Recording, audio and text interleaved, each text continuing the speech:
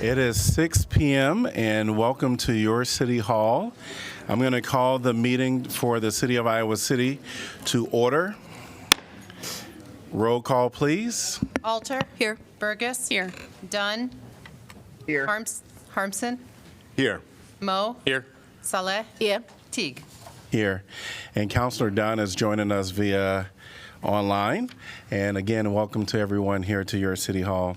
We're going to move on to item number 2, which is special presentation about Project Green. Welcome. All right, good evening, Council. Julie Seidel-Johnson, Director of Parks and Recreation. Fun to be here tonight to celebrate Project Green with you. They're an organization that have been integral to so many things here in Iowa City and support Parks and Rec in so many different ways. Recently, they received a $200,000 resource enhancement and protection grant from the DNR to help make the grounds around the Ned Ashton House more beautiful, add more amenities to that. We're just super lucky to have them as a group, and I have their co-chairs here, Diane Allen and Cindy Parsons, and they have a short presentation. If we could dim the lights so they could. Welcome. Thank you. Thank you for having us. I'm Cindy, and this is Diane.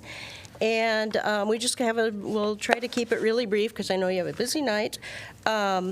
But Project Green, just to tell, I'll give a little history of it, and then Diane can tell you what we're doing now. But we were founded in 1968, so this is our 56th year, and it was founded as kind of an outgrowth of the urban renewal movement because, you know, everything was happening about the buildings and the infrastructure, and our 3 founders wanted to make sure that the green space and the environmental aspect of our city and our area didn't get overlooked. So let's see. So this is our Project Green Gardens at the Ashton House. And what do? We essentially raise money and we spend it on public beautification of public areas. And since 1968, I think we'll have another slide that shows that, we've spent over $2.3 million and raised it on public improvements in our town, making it more beautiful, and we think that's kind of amazing. And we're still at it. It's hard at it. The other aspect of what we do is educating the public on, you know, gardening, what you can do to make things more beautiful, kind of environmental issues. So Project Green is an acronym that stands for Grow to Reach Environmental Excellence Now.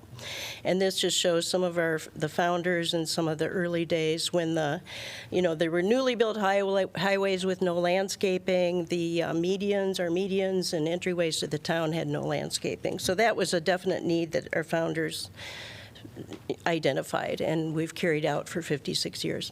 So we're proud to be an all-volunteer organization. We have no paid staff and haven't for 56 years. And these are just some pictures of the volunteers over the years from the 1960s up to the present. And, you know, we've probably had thousands and thousands of volunteers. As I mentioned, we've raised over $2.3 million. This can be found on our website on projectgreen.org, but it's kind of a timeline of some of the major projects we've done since 1968, and some you probably don't realize, like College Hill Park, North Dubuque Street. We kind of focused on the major entryways of the city to make it more beautiful so people will say, hey, that community is really somewhere I'd like to visit, somewhere I'd like to live, and that's kind of what we're all about. So I hope you have a chance to look at the website and see some of the projects we've done. So every year we have our major events. We have garden forums in the winter. They're educational. We bring in speakers, educate the public on different aspects of gardening and the environment. Those are free to the public. We just finished those in March. We have Open Gardens Weekend in July, and I think some of this is on the bookmarks that were handed out to you, so our upcoming events are on there.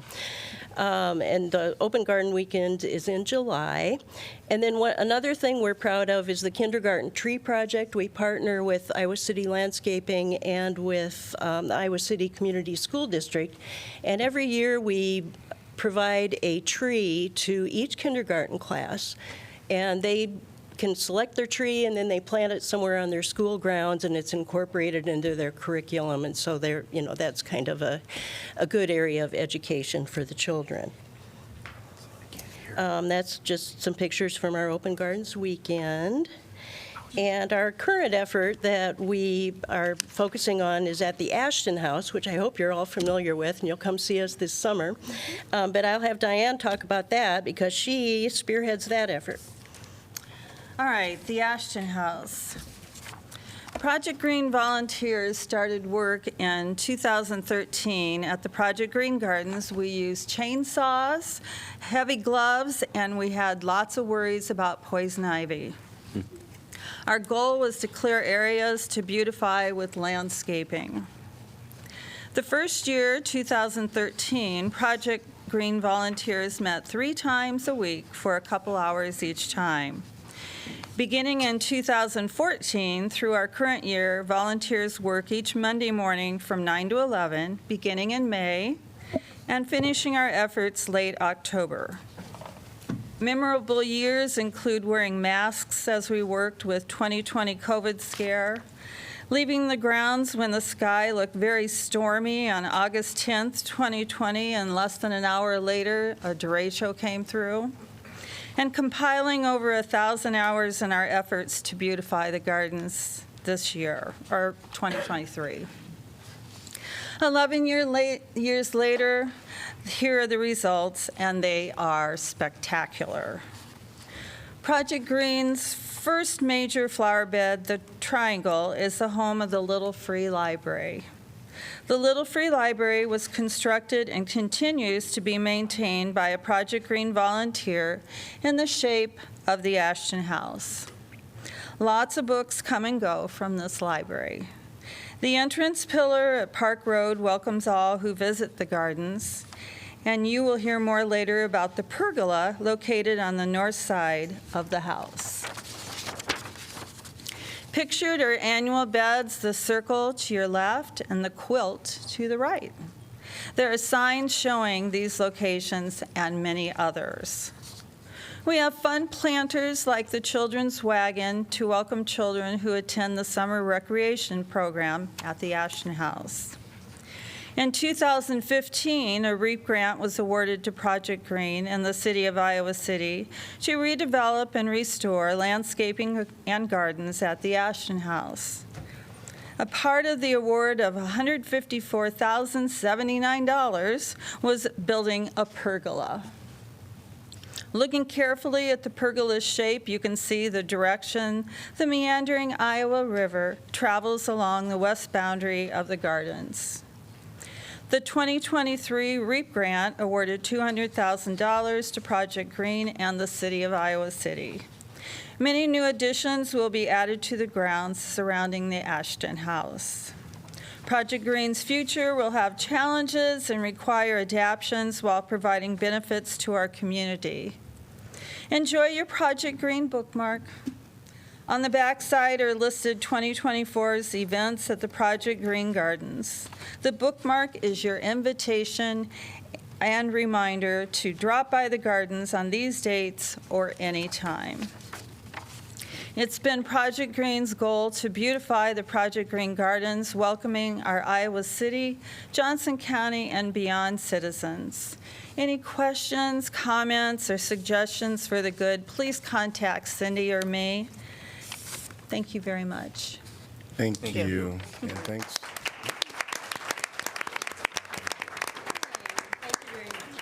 Yes. We're going to move on to proclamations. Item number 3 and 3A is Save Soil Day. And it reads, whereas Save Soil is a global movement launched by Southgate, uniting world leaders, visionaries, influencers, and citizens of all nations behind a common purpose to restore and safeguard the world's soil. And whereas Save Soil aims to address the global soil crisis, recognizing that 52% of the world's agricultural soils are already degraded, and by 2050, 90% of Earth's soils could be degraded.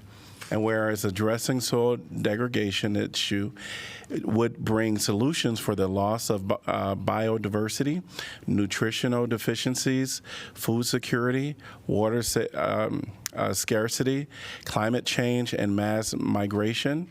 And whereas the proposed solution is advocate for policies across all nations towards soil restoration and aim to increase organic matter in agricultural soil to a minimum of 3 to 6%.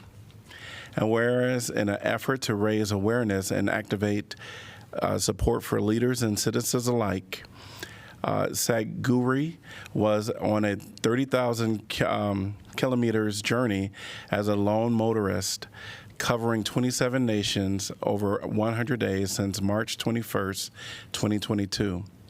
Now, therefore, I, Bruce Teague, Mayor of Iowa City, do hereby proclaim March 21st, 2024 to be Save Soil Day in Iowa City, as soil is vital to all life, and urge all citizens to be part of the Save Soil movement to support national policies toward soil restoration and aim to raise the organic matter of soil to a minimum of 3 to 6%, and urge all citizens to participate in creating bright futures for our children and the future of our planet.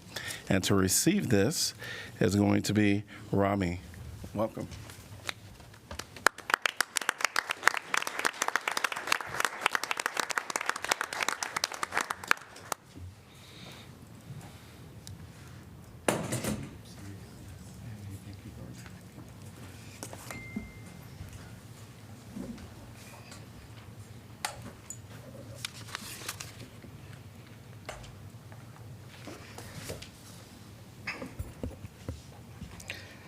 Good evening, Mayor, Council members, city staff, and my fellow Iowans. My name is Rami Lode, and I'm a volunteer with the nonprofit Conscious Planet. Today, I'm here to talk about soil. Most of you are probably wondering why on earth should we be trying to save soil, given that we live on this giant mud ball? Well, I had similar thoughts earlier. Then I realized that the experts are talking about cultivable soil. That is the soil that is suitable to grow food in. If the organic content in soil dies, then it essentially turns into sand, and we can't grow food in sand.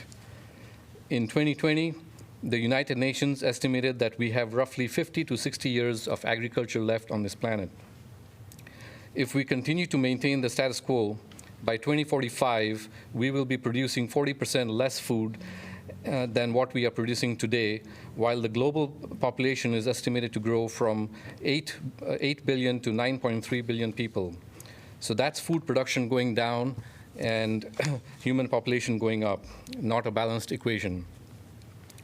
It is not just about the quantity, but also about the quality. Our grandparents got as much nutrition from 1 orange as we do today from 8 oranges. The good news is that soil crisis is reversible, provided we act with a sense of urgency to increase the organic content of soil to a minimum of 3 to 6%. Thank you so much for making the Safe Soil Proclamation here today in Iowa City, like many other cities across the U.S., including our neighbor Coralville. I humbly request you to use your voice and available platforms to spread awareness about saving our soil. Because if the people talk about it, only then will the leaders of our nation make policy changes. My fellow Iowans can visit safesoil.org and sign up to be Earth Buddies, and then spend a few minutes a day to post on social media some information about soil. No money or donations are needed. There are various supporters, global leaders, and across the world that support this movement. Let's see, yep. And I think you'll recognize some of them here, like His Holiness, the Dalai Lama, Dr. Jane Goodall, Tom Brady, and several others. While there are many more influencers and soil experts, like Dr. Rick Cruz of ISU, probably you can spot who is missing in this picture of supporters, a celebrity and influencer. Any guesses? Our own Caitlin Clark. We need to convince her to join this movement. Yep. And as you can see, even Herky supports Safe Soil. So definitely she should be on board. And since soil health impacts us all, everyone that consumes food, I had to reach across the aisle and take a picture with the cyclone too. So thank you all. With that, Safe Soil, let's make it happen, and go Hawks.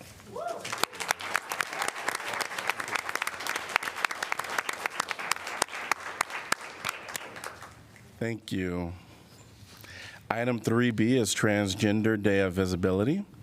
Whereas a wave of discriminatory state laws is targeting transgender Iowans, terrifying families, harming kids, and creating an unwelcoming environment across our state. And whereas these discriminatory laws and the harmful rhetoric they accompany them often lead to violence against transgender individuals, as witnessed in the recent tragic case of Nex Benedict on February 8th, 2024 in Oklahoma. And whereas transgender people deserve to feel safe in Iowa City, deserve autonomy over their bodies and lives, and shouldn't have to tolerate hateful remarks and opinions that invalidate their experience and put them in danger. And whereas transgender adults deserve the same rights and freedoms afforded to all citizens, including equal access to health care, housing, and jobs. And whereas, according to a survey by the National Center for Transgender Equality, nearly one half of transgender individuals have thought about moving to another state because their state government considered or passed laws that target transgender people for unequal treatment, and more than 1/10 of those people actually moved. And whereas, in order to remain competitive and retain local talent, Iowa City and its businesses must be accommodating to trans employees and advocate against discriminatory laws introduced in the Iowa legislature. Now, therefore, I, Bruce Teague, Mayor of Iowa City, do hereby proclaim March 31st, 2024 to be Transgender Day of Visibility, and call upon all to join us in lifting up the lives and voices of transgender people, and to work towards eliminating violence and discriminatory actions against all transgender, gender nonconforming, and non-binary people. And to receive this is Luck from the Iowa City Pride Committee and Doug from the Human Rights Commission.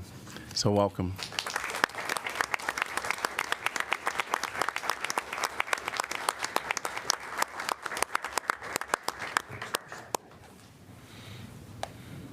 Sorry.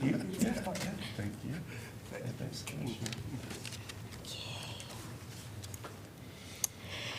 Thank you for recognizing Transgender Day of Visibility. My name is Lucky Kiche. My pronouns are he, they. I am a teacher in Iowa City, and I'm also here on behalf of Iowa City Pride. Just a new statistic, Every Town for Gun Safety Support Fund released a new data on homicides of transgender and gender-expansive people. In 2023, there were 35 homicides of transgender or gender-expansive people. 80% of these were with a gun. Black trans women face the bulk of this violence. In 2023, 50% of gun homicides were black trans women. Between 2017 and 2023, there were 263 homicides of transgender or gender-expansive people. From 2017 to 2023, 70% of these people were killed with a gun. From 2017 to 2023, more than 6 in 10 gun homicides of transgender and gender-expansive people, 63%, were of black trans women. 1 in 10 gun homicides of transgender and gender-expansive people were of trans Latinos or Latinx. According to Angela Farrell-Zabala, it is crucial to remember that behind every data point in this report, there is a real person whose life was cut short because they were simply trying to live as their most authentic self. We use this day and every day to remember, celebrate, and cherish our siblings and protect trans lives. Thank you. Thank you.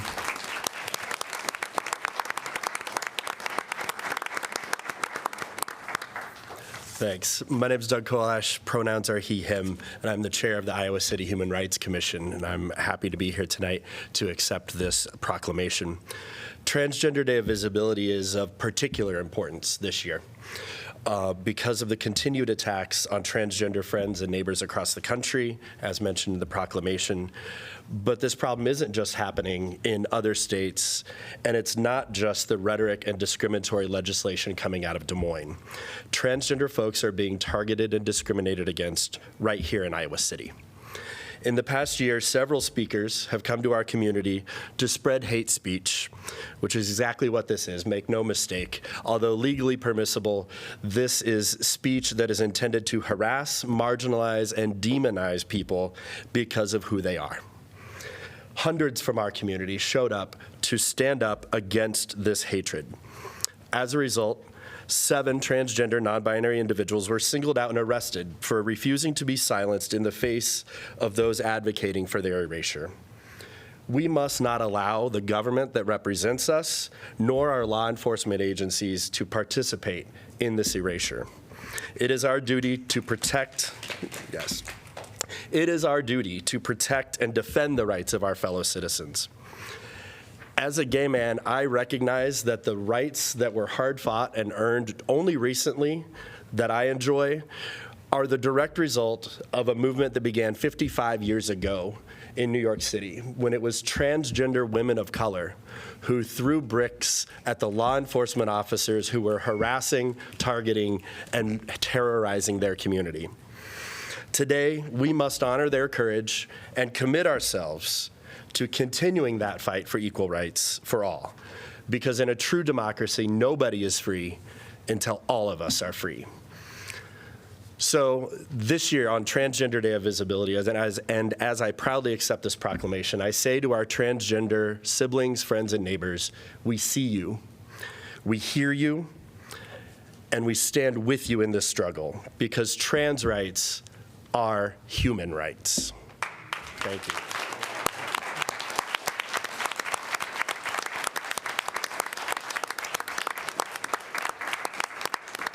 Thanks to both of our speakers. Really appreciate you all coming today and sharing. We're going to move on to items 4 through 9, which is our consent agenda. Can I get a motion to approve, please? So moved, Harmson. Second, Alter. All right. Anyone from the public like to address a topic that is within our consent agenda?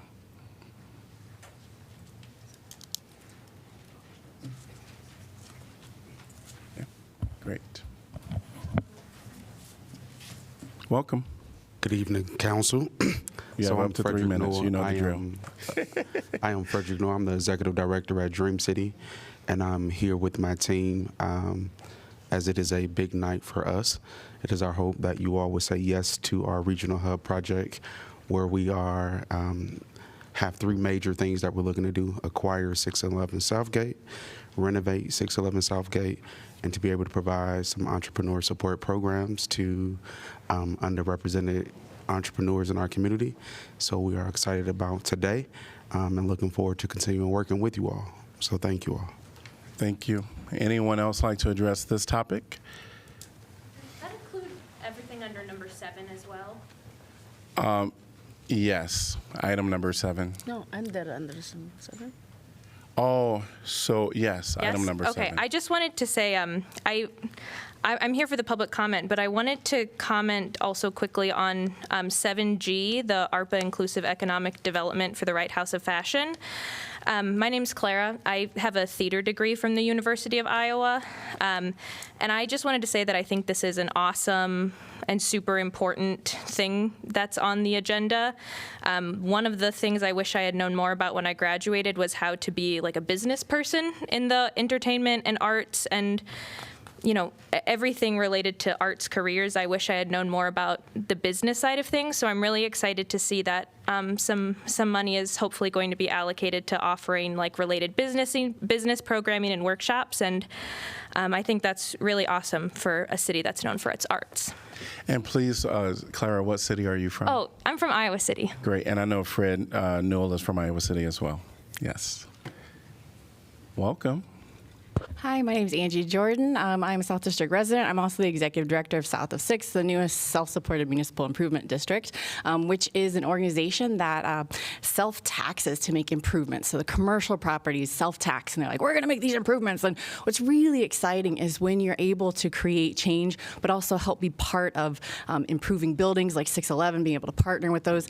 And just real quickly, economic development, I'm still learning what it is. I know that it's so deeply tied to community development. And so as you improve these buildings through the ARPA funding, through continued support, it not only improves our business district, our business community, attracting, retaining, recruiting, all those things, but it also helps us feel, those of us that are here, that we belong.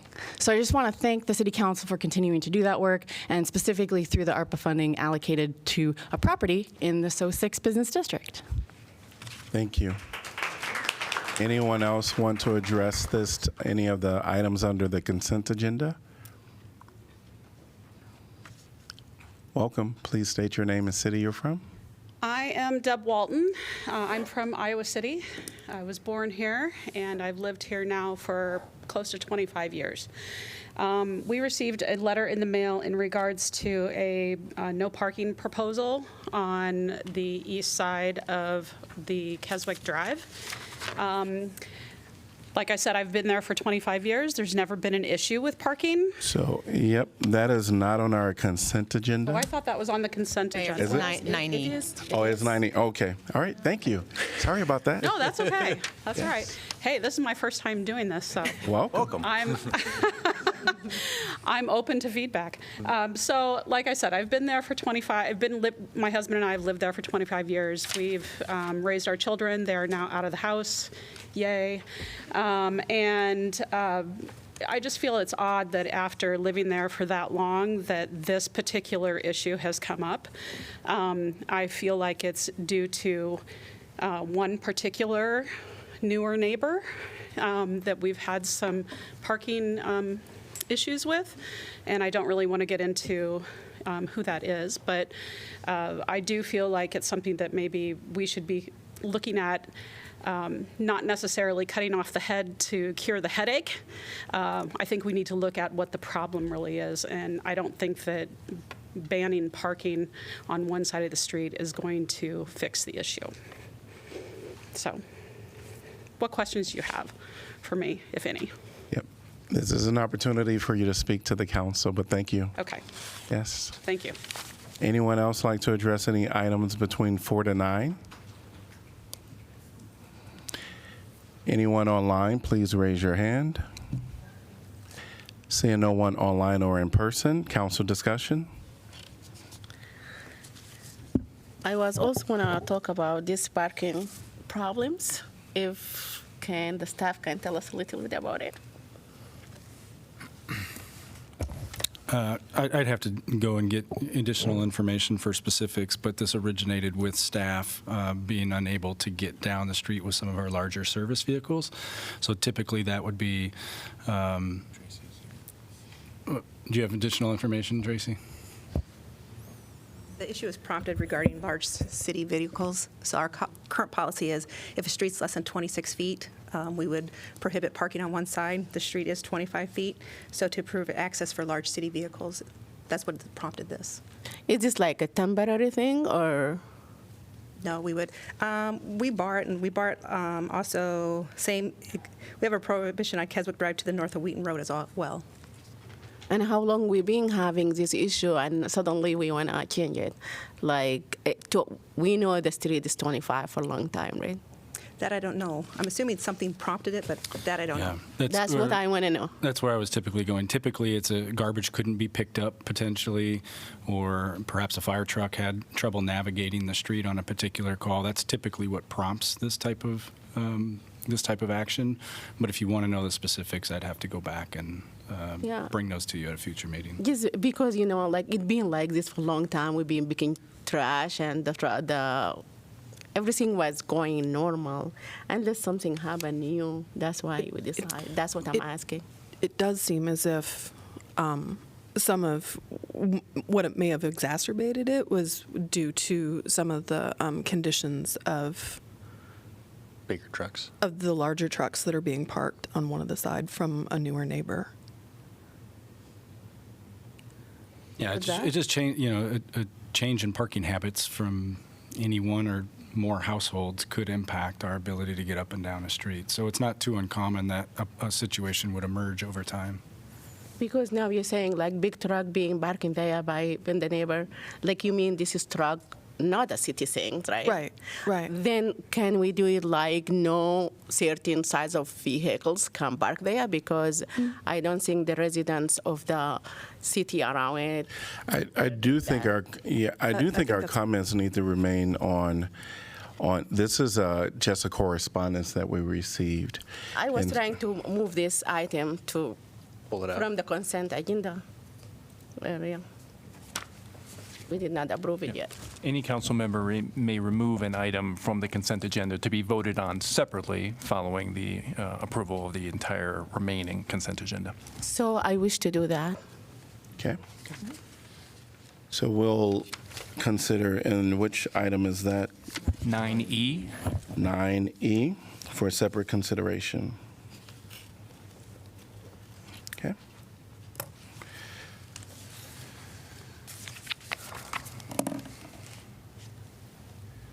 All right.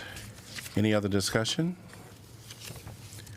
So this will be the approval of consent agenda items 4 through 9, A through D, excluding D, excluding E.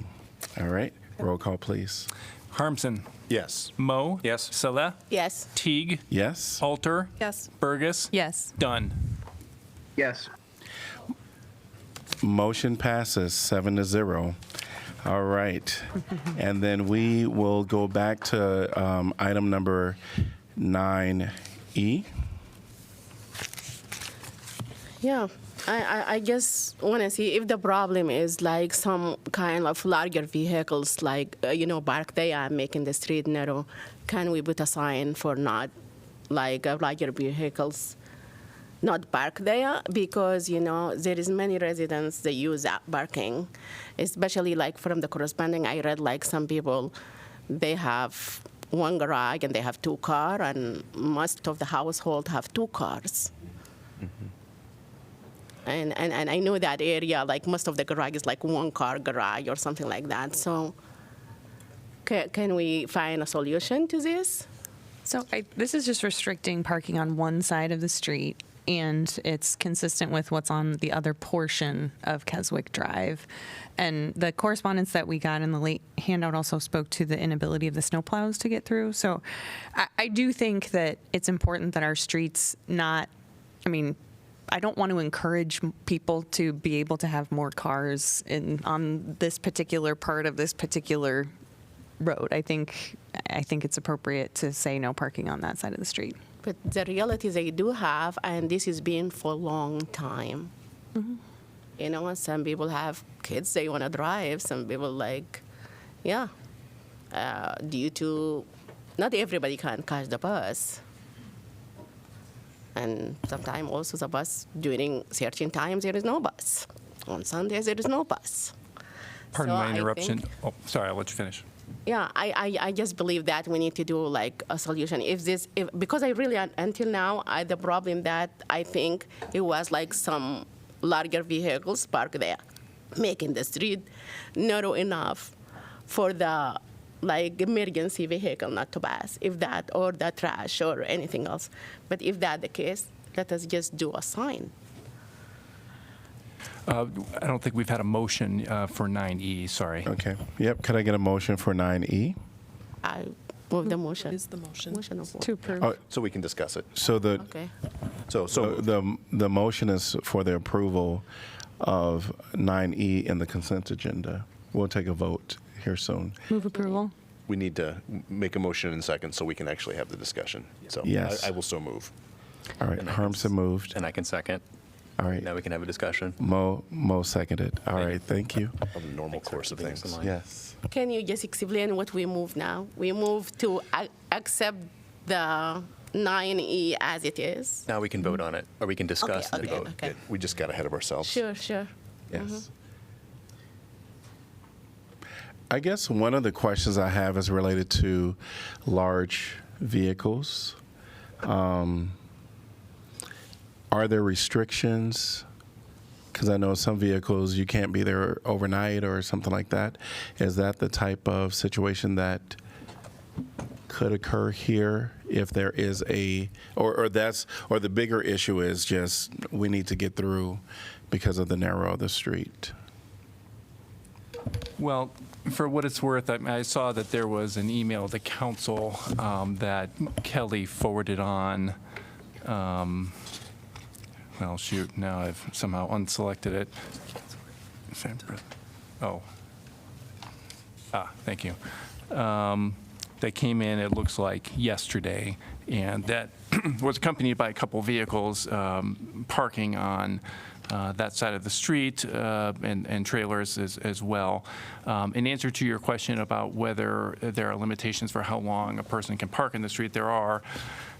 Without checking, I'm not confident of this answer, but I want to say it's 48 hours. I'm looking to see if Tracy, not there, I'm sorry, unless you recall that. I can look that up to confirm, but there are limitations for how long you can park on the street. But of course, if you're going by and there's vehicles parked on both sides and you can't pass by, the thought that that vehicle might leave 48 hours from now isn't much of a comfort, I suppose. Mm-hmm. Can we ask questions to the? You can ask questions to staff. I think not to staff. Yeah, I mean, we're talking about an item, and sometimes the public can comment on that item too. Now it's separate item. We treat it like any other item, right? it's standard. We normally ask questions to staff and to like anyone that's a part of the proposals before us. But That is part of the proposal here. People who said they don't want this to happen, and they send us corresponding about this item. I think you can come and talk. Yeah, I see just he putting his hand on. I don't know him. Hi there. My name's Kyle Walton. I'm Deb's husband. I live at 830 Keswick Drive in Iowa City. To be more specific, and I know there was an email sent by one of our neighbors addressing this. There's a commercial business being ran out of a property that's literally across the street. They maintained large trailers, one a dump trailer, one a work trailer. I believe they were told to move that because they couldn't park it on the street for longer than 48 hours at a time. They've now since put those vehicles in the driveway and are now parking their large work trucks on the street. So the only time they move is if they got work to do. And during the wintertime, that's not very often. They block access to some of the driveways where it's not impossible to get out. But when the snow is there and everything else, it makes it more difficult to get out. And they're on the west side of the street. So the east side of the street has nothing to do with this. The issue is that they also maintain a car. And it was actually, I know my wife and I actually called one of the days where the actual plow had to back out because they maintained another sedan that was on the opposite side of the street. So the same house had all three vehicles and actually caused the issue of the plow not going down the street. I think what I'd like to see happen is potentially, I think there needs to be a deeper look into what the actual issue is. I don't think it's the 13 houses or 12, it's not 12 of the 13 houses on the street that are causing the issue. It's one particular house. And to me, that's a problem. We've lived there for over 25 years, and we've never had an issue until now. We've never had an issue with the snowplow getting down the street. We've never had issues with trash being picked up until now. So to me, something has changed. And I don't think it's the majority of the people that are on the street that have lived there. Some people have lived there even longer than we have. So I think that's what I would like to see happening. I know the neighbors to the north of us, they were not able to be here tonight. They had a conflict, but they did send an email to, I believe, I think it was, I want to say Emily. I'm not, hopefully I'm saying that right, got the right name, but I know they sent an email to her, and they actually, they have actual pictures of the issues that get caused when these trailers are trying to be moved in and out. It doesn't seem appropriate that a commercial business is allowed to park these big trailers in a residential neighborhood and then park their work vehicles out in the street and then not be willing to move them or be accommodating for them. I mean, even if there were times where with the vehicles being, or the commercial trailers being in the driveway, they don't even bother to cover up the driveway of the trucks. They go out and park, and they spread out, and they block the sides of other people's driveways. So it's a bigger problem, and I think that's what needs to be looked at. And it feels like while I understand the want for it, I get it's a small street. I understand that, and I know there's others in town that may be the case, but until now, it has not been a problem on Keswick. So that's, if anyone's any questions, I'm more than happy to try to answer them. Thank you. I just want to really have more information about this. Thank you. And if there is a way we can defer the item, not vote on it. Oh, well, council can certainly defer if it wishes. If we just need to know, if the staff can bring us more information about, is this the only, those vehicles are the one who causing the problem? Can we address it that way and leave the parking? Or, yes, that's a suggestion. And maybe next time, if we have more information, we can vote on this item. I do have a question for staff. So as I understand it, if I understand the conversation earlier, we do have ordinances about parking trailers on the side of the road. Is that? I just was looking quickly. It looks like in a residential district, of which Keswick would be, trailers, semi-trailers, and other non-motorized vehicles of any type and size shall not be parked in any street in a residential district. The pictures that I saw accompanied by the email that was referenced, I think were large pickup trucks, which would not qualify with semi-trailers parked in the driveway, which, I'm not aware would be illegal. I did also confirm that it's 48 hours parking on the street without having to move it at least 20 feet. Right, and so, but we don't, my follow-up then was, so we have that for trailers, but we don't have any, for passenger vehicles, pickup trucks, et cetera, we don't have any sort of size limitations to width. Is that correct? Not to my knowledge. I was just wondering about that, and it made me think that I know that one of our former members, Councilman Thomas, is probably has mentioned many times his unhappiness with the increasing size of vehicles, which is another factor which may have be different now than it was 20 years ago, 15 years ago, from things that he has mentioned when he was here on the council. So, yeah, those are my questions. Thank you. Sure. So I don't know if this is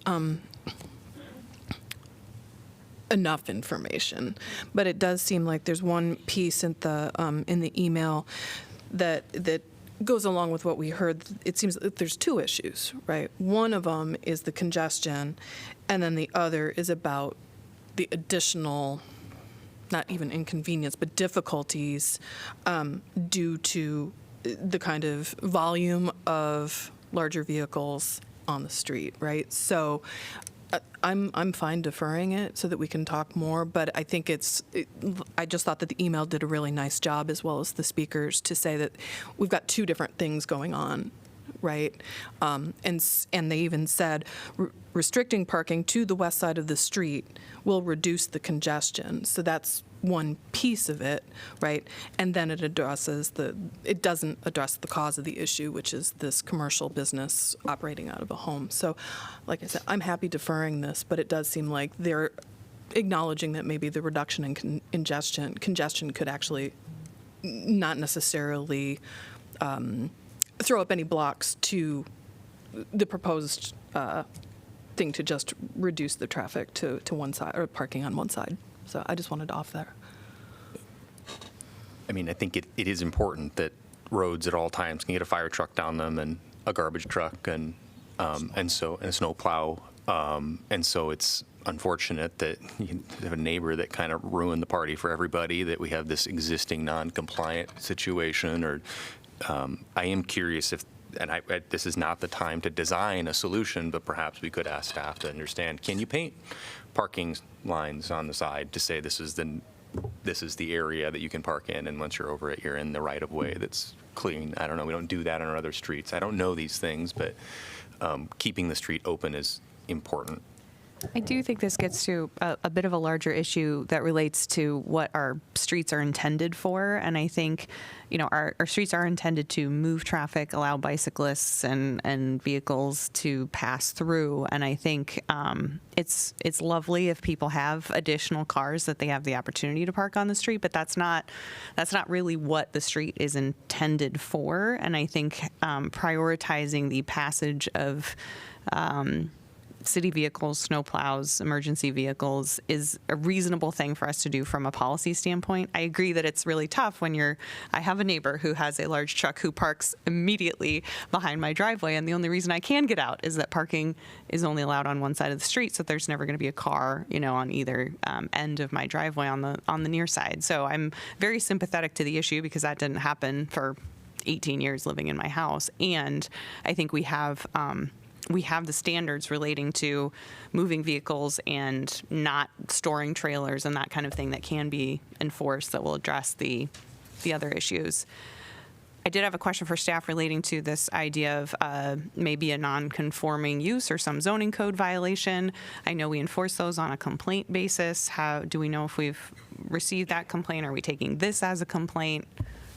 I'm not aware, other than receiving this email yesterday, but I don't know what brought this to staff's attention originally. Frankly, I'm not sure what the non-compliant or the complaint would be. That is, at present, you may legally park on both sides of the street, including larger pickup trucks. So I can't imagine what our complaint would be. It was as to the use of the property, is what I heard from the resident. But Yeah. I would have to look into that. But my question is, if the large truck, you said including the large vehicles, can park there too in the both side. I'm just like, if we eliminate parking of that, is that going to be okay for the emergency vehicle and everything to be? Well, right, we're talking about eliminating parking on one side of the street. No, I mean eliminating big trucks to park in the both sides of the streets. I'm sorry, I'm not sure I understand your question. Normal car size. Oh, not I see. oversized. Like in some parking ramp, compact only, or something like that. Still the area will be still good for the emergency or the trash. I'm not aware that the city has ever done that kind of parking for one side of the street. I am aware that in some parking ramps we say compact only, because of turn radiuses and stuff like that. But I'm not aware of the city ever doing anything like that on street parking. Yeah, there's really two solutions, and one is enforcement and just constant enforcement, and that means observing cars and sending people up and down the street every day to look at which cars are moving, which cars aren't. Or there's eliminating the parking. I know it's not ideal, but we can't put regulations together based on a size of vehicle. A vehicle of this width is okay to park. A vehicle of this width is not okay to park. People park different distances from the curb. I don't think you want staff out there measuring vehicle widths and things of that nature. Again, you're just going to create a situation in which enforcement expectations aren't sustainable. And we're sending police or parking staff down this particular street on a regular basis, and that's certainly not scalable.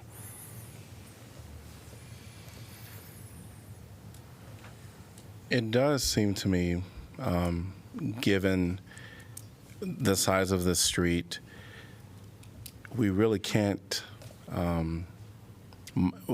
expect residents on this street to micromanage their neighbors or each other.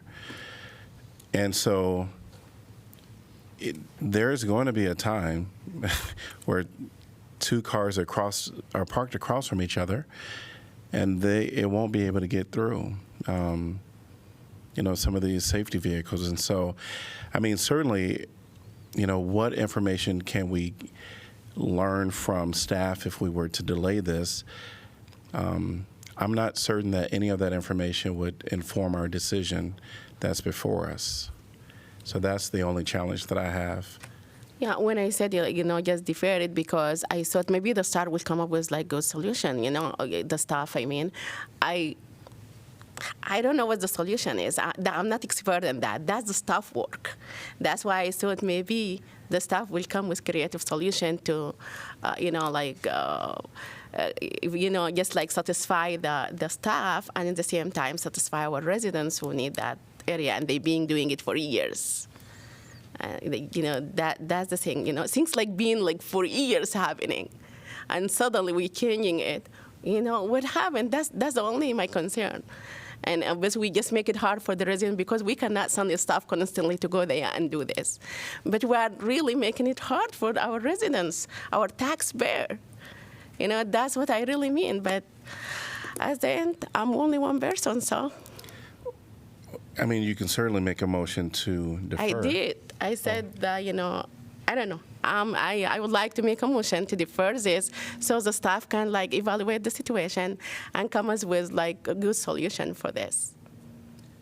Moved by Saleh, Second. seconded by Alter. Any other discussion? Roll call, please, and this is for deferment. And to be clear, deferred to the next meeting, or? Yeah. Okay. Mo? Sure, yes. Salah? Yes. Teague? Yes. Alter? Yes. Burgess? Yes. Dunn? Yes. Harmson? Yes. Motion passes 7-0. It'll be deferred into our April 2nd meeting. All right, we are on to, could I get a motion to accept correspondence? So moved, Burgess. Second. Alter. All in favor say aye. Aye. Any opposed? Motion passes 7-0. We're on to item number 10, which is community comment. This is an opportunity for the public to come and speak about any item that is not on our regular agenda. We will only allow in-person comments. And I want to get a sense of how many folks want to speak today. Raise your hand if you want to speak. Great. So, and I'm just going to do some counting. Is there anyone in the hallway? Do you mean speak at on this issue or the next one? On anything that's not on our agenda. Okay. I think I'm counting about 15 people, and we have 30 minutes for comments. And so the only way for me to do this is I'm going to have to cut the comments down to 2 minutes. Come on. No. And Every time. yeah, I can certainly allow for 30 minutes, and then we Pergola for 10 and then we cut it off at that moment. So if people want just to go 30 minutes, we can do that, and then we just cut it off at that moment. So if that's what folks want, just be conscientious of others behind you that want to speak. Why can't we go longer? No, it's 30 I minutes. could wait 45 minutes to leave this place. Same. Is there anybody that's opposed Yeah. besides him? Yeah. So we'll invite individuals up. Please state your name and the city you're from. And we're going to go for 3 minutes. Just be mindful that we have 30 minutes. We'll end at we'll go until 7:30. So we'll have 35 minutes. Good evening. My name is Emma Denny. I'm sure some of you know me already. I'm a resident of Iowa City. I live just 5 or 6 blocks from here. And I'm here today with many members of Iowa City's trans community to speak to the fear and anger we are feeling and to demand that this city take action. All people have the right to live safely and without fear, and Iowa City has been failing its trans community in that respect. We've had to deal with seemingly unending legislation from the state, as well as threats of prosecution here in Johnson County should we speak up and take action to defend and support our community. I myself have personally faced arrest. Our community needs more than simple words of support from this council. We constantly hear messages about how we're such an important part of this diverse community. We heard as much today. But in this climate of hostility and violence, we need real and profound action.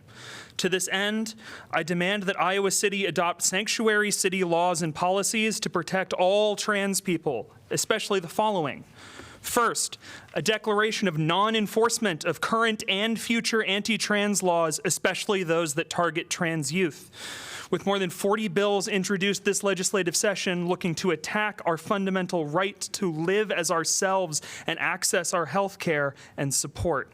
Trans youth have already had this stripped from them, and this body allowed that to go unchallenged. Stipends for housing and funding for travel are also important. People are already coming to Johnson County, fleeing elsewhere in this state because of the persecution trans people face, and we need to support them. Fighting for the rights of trans people, as this body often claims to do, means standing up to take action, even if that action has risks, and taking all of the power you have to fight back against injustice, violence, and hate. Anything less makes you complicit in our oppression. While there are many members of our community and our allies present here, and I want to thank all of them, many are not here. I had many young trans residents of this city reach out to me to say that they are afraid of retribution, both by the city, its police force, and the University of Iowa police, should they speak out. We learned just this week, during Tara McGovern's trial, that UIPD watches these meetings and targets those who speak out with unjust surveillance. The mayor's proclamation mentioned advocacy for trans people, but we demand action now. Thank you. Thank you. Welcome. Please state your name and city you're from. Hi, my name is Maeve Reinen. I'm from Iowa City. We are in a unique position here in Iowa City. While anti-trans legislation, rhetoric, and terror take over the state, we can be different. There is a large community of people here who really, really care about making change. It has been challenging just to exist as ourselves, even here in Iowa City, which is why me, my colleagues, and so many of your fellow Iowa Cityans want to commit to making this town a truly safe haven for trans people. The safety and community found here cannot unfortunately be found everywhere else. We need to empower what we already have here and make sure it stays that way. My trans sisters, brothers, and siblings are some of the kindest, most intelligent, and most caring people out there. This city is a reflection of the people who live here. You want Iowa City to be a safe haven for trans people. Some of my friends have already mentioned tangible actions we can be taking to actualize the future we want. Non-enforcement policies on anti-trans legislation passed here in Iowa, and resources towards housing for those escaping elsewhere in the state to come here. The fact of the matter is that trans people need tangible support. 1 in 5 trans people experience homelessness at some point in their lives. 1 in 5 trans people are discriminated against when trying to find housing. And LGBTQ youth make up 20 to 40% of all homeless youth in the country. Iowa City needs to become a beacon against the transphobia sweeping our nation. There are a myriad of ways you, the city, and we, the people, can make this happen financially. In light of the UIPD just recently brutalizing many members of our community and stats from the Iowa City annual police report showing nearly all forms of crime, and especially violent crime, decreasing for years, I believe the ICPD budget needs to be reduced and that these reductions can make way for some of these proposals. An article on gender refugees in Elle magazine details the story of a family with a trans daughter fleeing her hometown after facing daily harassment and discrimination. That happened here. Her hometown was here. We have to ensure stories like these do not become the norm. And you up here proclaiming for Trans Day of Visibility, you need to put your money where our mouths are. Thank you. Thank you. Welcome. Please state your name and city you're from. My name is Harry Monaliga. You know me. I've been living in the city my whole life. In 2020, the people of this city rose up and gave this city council an ultimatum. Either reduce the police budget or the property damage protesters brought on the city would continue. In 2020, this city council agreed with these demands and voted to create a plan to reduce the budget of the ICPD. And since then, you have increased the police budget by millions of dollars. This is no insignificant percentage. In 2020, an officer of the UIPD was seen engaging in unnecessary police brutality. This same officer was seen engaging in unnecessary police brutality at the Chloe Cole protest last October. Additionally, UIPD has recently admitted, while under oath, to illegal surveillance of the entire Iowa City population. All of this with no consequence. All of this shows me that not only does this city council ignore the will of the people when it comes to ICPD, but they have no ability to prevent the University of Iowa from overreaching their jurisdiction into the city's jurisdiction. Mr. Mayor, I'm talking to you. Please keep eye contact. It's almost as if the city council is filled with university puppets. You have two options. Either take real, concrete, material action against UIPD, or admit that not only do you lie when you say you care about my community, but that you cannot do anything about an out-of-control police department. I am here to demand that this city council take action, real action, against the university and their police departments, and reduce the ICPD budget as you agreed to years ago. Furthermore, how dare you use Next Benedict's name to try and score brownie points from my community and our allies when you support the police departments that abuse us and the landlords that push us into homelessness? How fucking dare you, Boostig? You are a fraud. You are a transphobe. And you are a bitch. You do not deserve to hold public office in this city. And come election day, we will vote you out and end your political career unless you do some real shit to take care of this. Thank you. He's appointed by the council. Thank you. There's a lot of open seats. Welcome.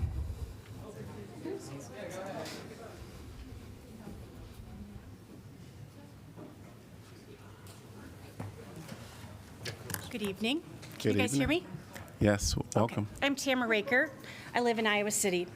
I'm here this evening to add my thoughts about the crisis. I believe the crisis dispatch position that could potentially be added. Is that right? You guys have been discussing that at the work sessions. I've been trying to catch it as best I can with my work, et cetera. But I'm here today to support any efforts that allow our community to have better access to crisis intervention beyond what we currently have. We do have we have this outstanding community crisis, and we do have social workers that are able to sometimes go on a call with the police officer. I think someone referred to it at the work session as a ride-along. But it's amazing what a difference we can have when we can have calls triage, so to speak, by the proper person at the dispatch office. I myself work in healthcare in this community. I work at the VA. And people who are trained to take calls and sort of sort out what's a crisis, what needs mediation, what needs police presence, or what needs an officer. I'd really like to see funds be put towards that. I don't want to see any more people end up in jail that don't need to be put in jail. Sometimes because of the lack of time, the lack of resources, I think that some people, end up, there's only so much time an officer could mediate a situation. And I think that we can do well in Iowa City with this. We can do better. We have a mental health provider crisis in our state, which leads to not being able to have enough beds. People from all over the state come here for mental health care for beds. So I would just like to encourage you to get going on it, not stall, not wait for data, because we need it now. And people lose their jobs, they lose relationships with their families, and they end up incarcerated, and they end up with worse charges, and it's heartbreaking. I can tell you that from a personal experience with my family. And I just want to say thanks for this opportunity to speak, and I think mental health care and what we can do affects all of us in this room. Thank you. Thank you.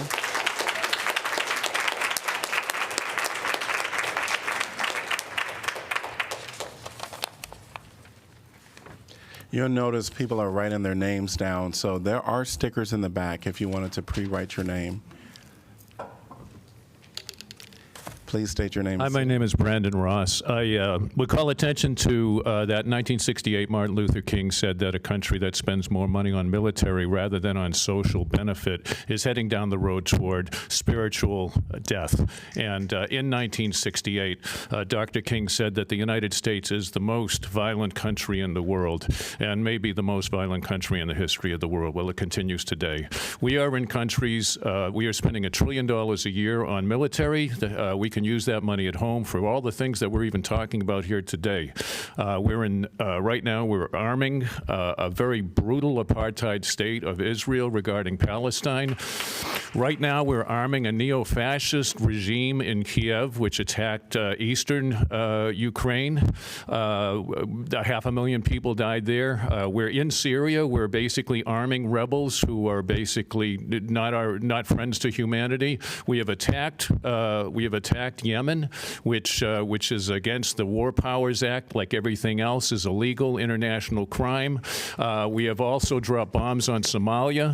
Boy, I can go on, right? So what I'm saying to people is I'm appealing to you, please, please, please, continue to contact your government, your state government, your national government, and tell them that you want those arms pulled back. You want us out of those areas. I'm Ukrainian American second generation, okay? I will tell you this, that the U.S. is involved in Ukraine since 2014. It basically helped overthrow a democratically elected president. Then the U.S. armed a bunch of fascist militias. They're coming for me. A bunch of fascist militias that attacked eastern Ukraine for 8 years, okay? In 2019, UNICEF put out a report warning that 500,000 children in eastern Ukraine were in danger for their lives. Over 4 million people fled Ukraine in eastern Ukraine because of the Kiev regime, and where did they go? They went to Russia because they were being attacked. Over 20,000 people died in the attacks from Kiev regime, and over 2,000 children died. Did the U.S. or the UN do nothing? Well, we were supporting that. We were arming them. In 2022, 2 years ago, over 3,000 violations, ceasefire violations by the Kiev regime ended up in Russia coming in on behalf of eastern Ukraine, okay? So basically, we are in the wrong. Most of the world knows that the U.S. has caused this conflict, not Russia. I'm Ukrainian. I'm telling you from what I know, and I know a lot, and I've studied this for many, many years. So I'm pleading with people, please, call for your government, withdraw arms for Israel, withdraw arms for Ukraine, withdraw from Syria and Yemen and other countries, and let's spend that money at home where it can be made use of. Thank you. Yep. Welcome.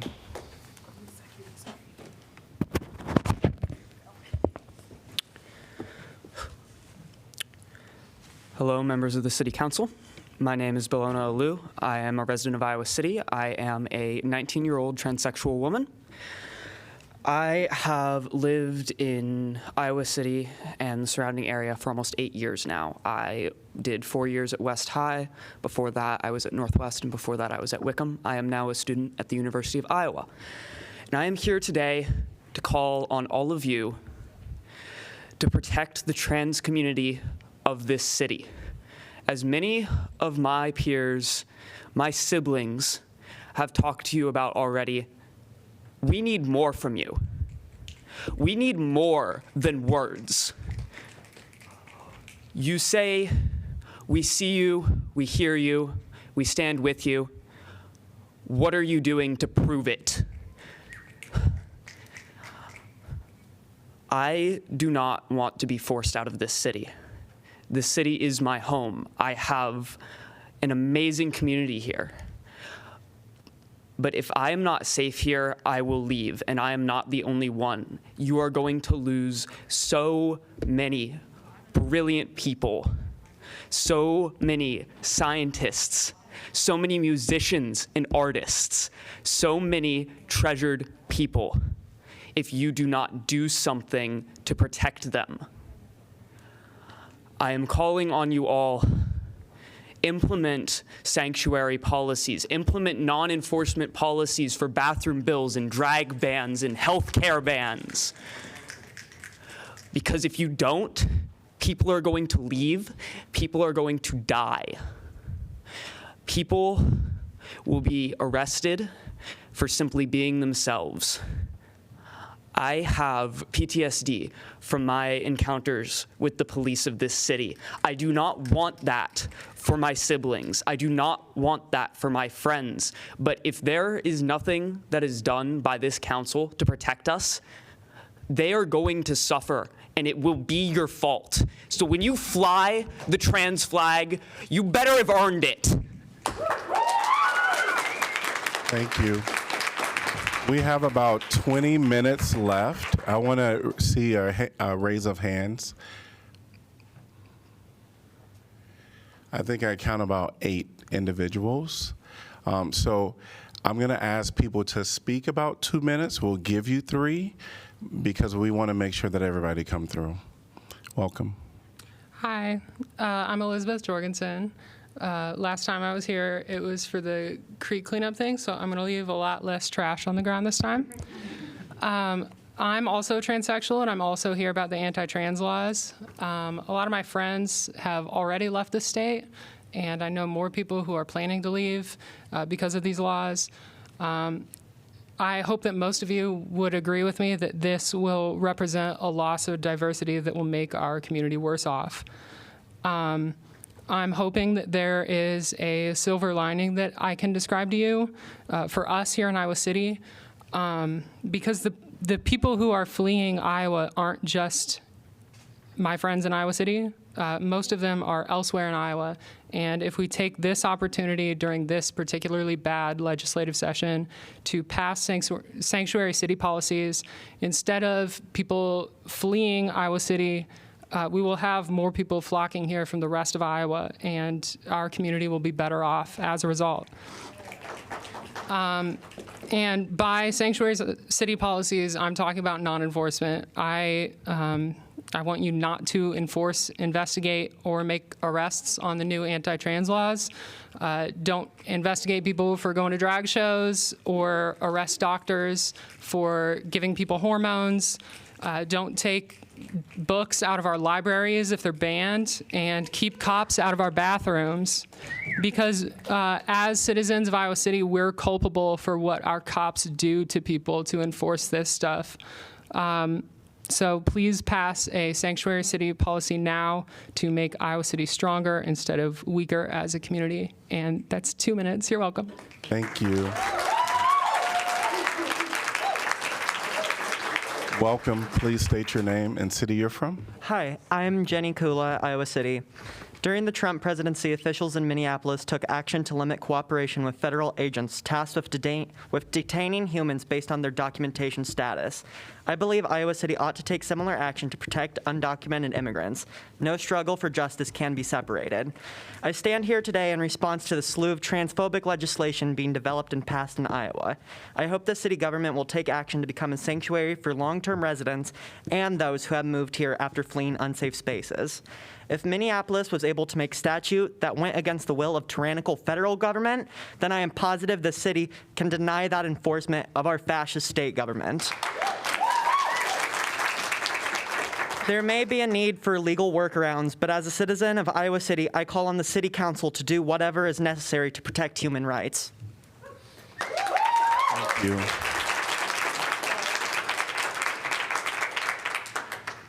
Welcome. Hello, I'm Vincent Chopa. I'm a transsexual man who's lived in Iowa City his whole life. Growing up here, I always thought of this as a blue bubble in a larger conservative state. This is one of the reasons I've stayed here so long into my adult years. But as already stated, Iowa City is targeting trans individuals, as could be seen from the UIPD's targeted arrest of near 15 trans individuals for protesting transphobic speakers and standing in solidarity with Palestine. The state is trying to push transphobic legislation. If these transphobic laws continue to pass that aim to ban transition, ban us from using our proper bathrooms, the state will turn transphobia from de facto to de jure. Iowa City will be a city that is enforcing lawful transphobia. This isn't something Iowa City has no control of. The council before me has a choice on whether or not this city will enforce these laws. The council before me has a choice to make Iowa City the bubble it should be, away from the conservative hate that our trans siblings throughout the rest of the state have to face. Trans people are not going to stick around if we have to face legal action from living our lives. We will flee to other safer parts of the country. If that's the history the council wants for our city, a history of banishing its trans population, continue to do nothing. But if we want our history to tell a story of a thriving trans community, one that will only grow larger and bring more art, music, and education to this town by providing a safe haven for trans individuals across the state, then I implore my council members to declare Iowa City a sanctuary city, free of the enforcement of transphobic legislation.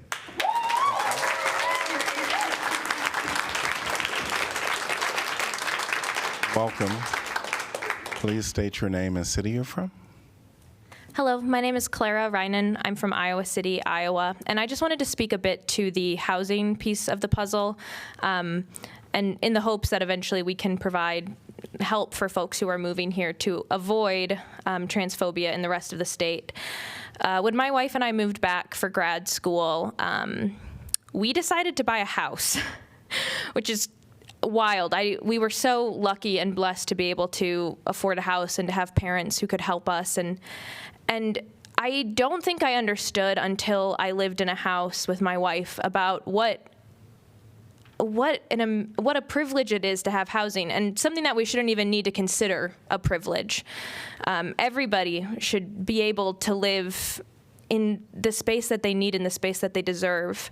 And I think a lot of times we get really caught up in talking about transgender issues because the media and state legislature has told us that we need to be scared of trans people. But to know a trans person is to have the best friends of your life. And for those of you who don't know any trans people personally, I feel really sorry for you, because knowing trans people has made my life richer. It has made my life more colorful, more fun. My trans friends and family have encouraged me to think more deeply about what it means to be human, what it means to be in community, what it means to be healthy, what it means to thrive, what it means to love yourself. To know trans people is a blessing. And to make Iowa City a place where trans folks can thrive is one of the best things we could do for our city, for our economy, for all those things I don't really understand. I know that making Iowa City a sanctuary city would only help. And so I would urge you to listen to all of the trans folks who are speaking to you today, because they know what they're talking about. And once you are all able to admit that sometimes you don't know what you're talking about, it's going to get a lot easier to do your job. And I think people would be a lot happier with you too. Thanks. Welcome. And I just want to mention we have about 12 minutes left, so welcome. Hello, my name is Bryn Garner-Prouty. I'm a resident of Iowa City. I'm a lifelong resident of Iowa. I was born in Cedar Rapids, and I have a lot of very dear family and friends that live in the state. I moved to Iowa City last year to continue my education, and in the 8 months I've lived here, I've grown to love this city. But Iowa itself is not a safe place for me as a transsexual woman. In recent years, the state has lurched farther to the right. The laws passed by the Republican-held legislature have already driven scores of transgender people out of their home states. They threaten to drive even more people away unless we do something about it. Now more than ever, Iowa City needs to become a sanctuary city in order to protect its transgender residents and strengthen its community as a whole. Tonight, you are hearing from myself and others demanding action to protect transgender Iowans. We are demanding a declaration of non-enforcement of anti-trans legislation and stipends and funding for housing to allow transgender Iowans to find refuge in Iowa City.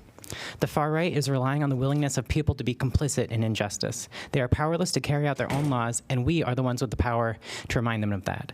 In any genocide, there are always conscientious objectors. There will always be people who will who will refuse to carry out these laws. There will be educators who protect their trans students. There will be doctors willing to offer life-saving care to transgender people, including transgender youth. You have the opportunity to protect these people.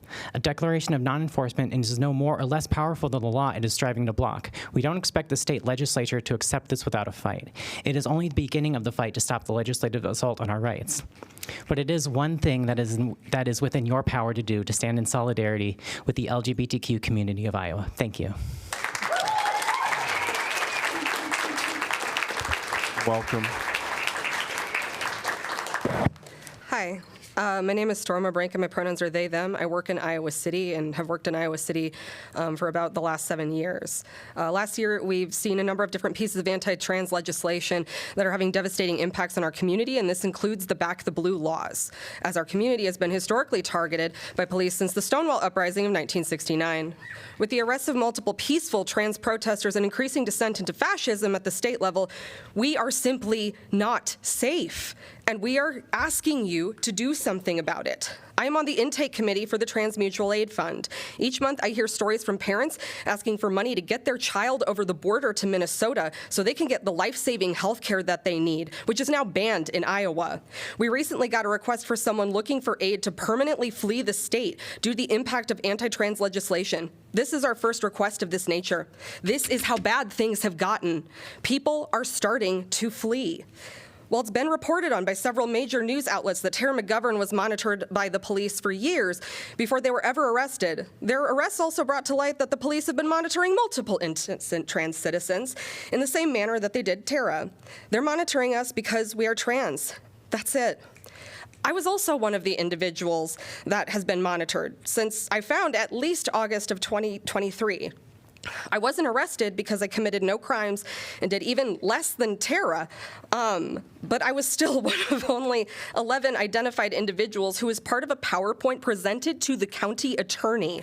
That night, I watched officers get violent with my friends. In depositions, an officer said I was putting myself in a dangerous position by being present when protesters voiced their dissent to the police for getting violent with them, and I wasn't even one of the people yelling at the police. Considering that the only people capable of creating that danger that he said I was putting myself in was the police, it's a clear threat against me. And this is all I feel safe speaking about publicly, but I will follow up with more details privately with members of the council. I have so many resources at my disposal, and even I'm not safe here anymore. And while I understand that you don't necessarily control every police division in this town, you do govern the city that they operate in. What the trans community needs is housing, material support, access to medical care, and protection from violence, both state and interpersonal violence. I have a hunch you're not going to be entirely receptive to my friend's requests. I'm challenging you to get creative. We're asking you to do literally anything of substance to protect us. This is why they keep passing laws to erase us. They want us dead. We are more than happy to meet with any member of the City Council who is interested in creating measures that would provide the protection that we need. And while Councilwoman Burgess's allyship is much appreciated, Thank you. I'd like more of you to join us. Thank you. Thank you. Welcome.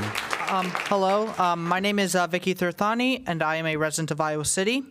I'm a proud and out transsexual woman of color, and first off, I'll keep this short and succinct. I thank you for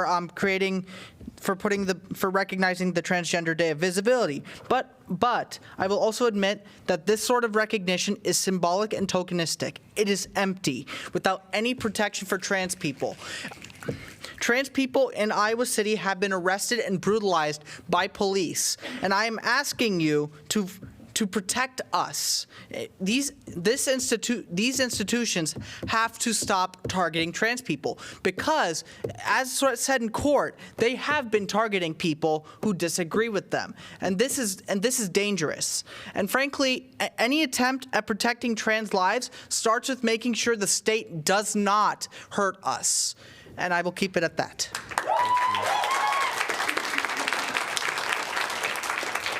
Welcome. Hi, my name is Izzy. I live in Iowa City. Earlier this year, I lost my friend Quinn Joy to suicide. She lived in Des Moines.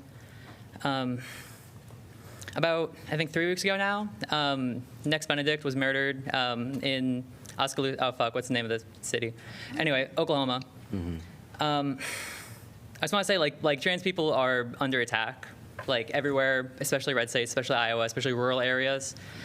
And we have the power as a city to make that better. We have the power to offer sanctuary to these people. My friends before me have said a lot of things about housing. I want to be clear with like what the issues are currently in Iowa City. We deal with a housing cartel of landlords that like control rent. They control leases. Everyone deals with 12-month lease gaps as a standard. That makes it extremely difficult to move here, to have to time it with the students when many people moving here aren't even students. Rent keeps going up every single year for most everyone. Someone moves out, rent goes up $50, $100. We need measures of rent control. We need measures to change the policies regarding these lease gaps. These 12-month lease gaps are like not sustainable and I think unprecedented for a city at this scale. We have the power to like preserve trans people that are fleeing Iowa and catch them in Iowa City and like make this community better. Thank you. Thank you. Welcome.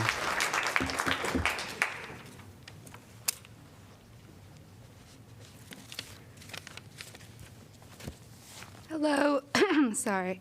My name's Nicole Yeager. I am in my 11th year here in Iowa City as a resident. I'm from small rural Iowa, and I am the political action chair for COGS UE Local 896, which represents around 2,000 graduate students at the University of Iowa. We recently wrote and democratically passed this letter for our union that I'm going to read some of to you now. So we, the democratically elected leadership of UE Local 896, COGS, acknowledge the abundant history of student activists standing for what is right, and write to you to demand that you stand with student demonstrators and the people on the front lines of defending human rights, social justice, and a higher standard of living for all workers in the greatest small city of the arts.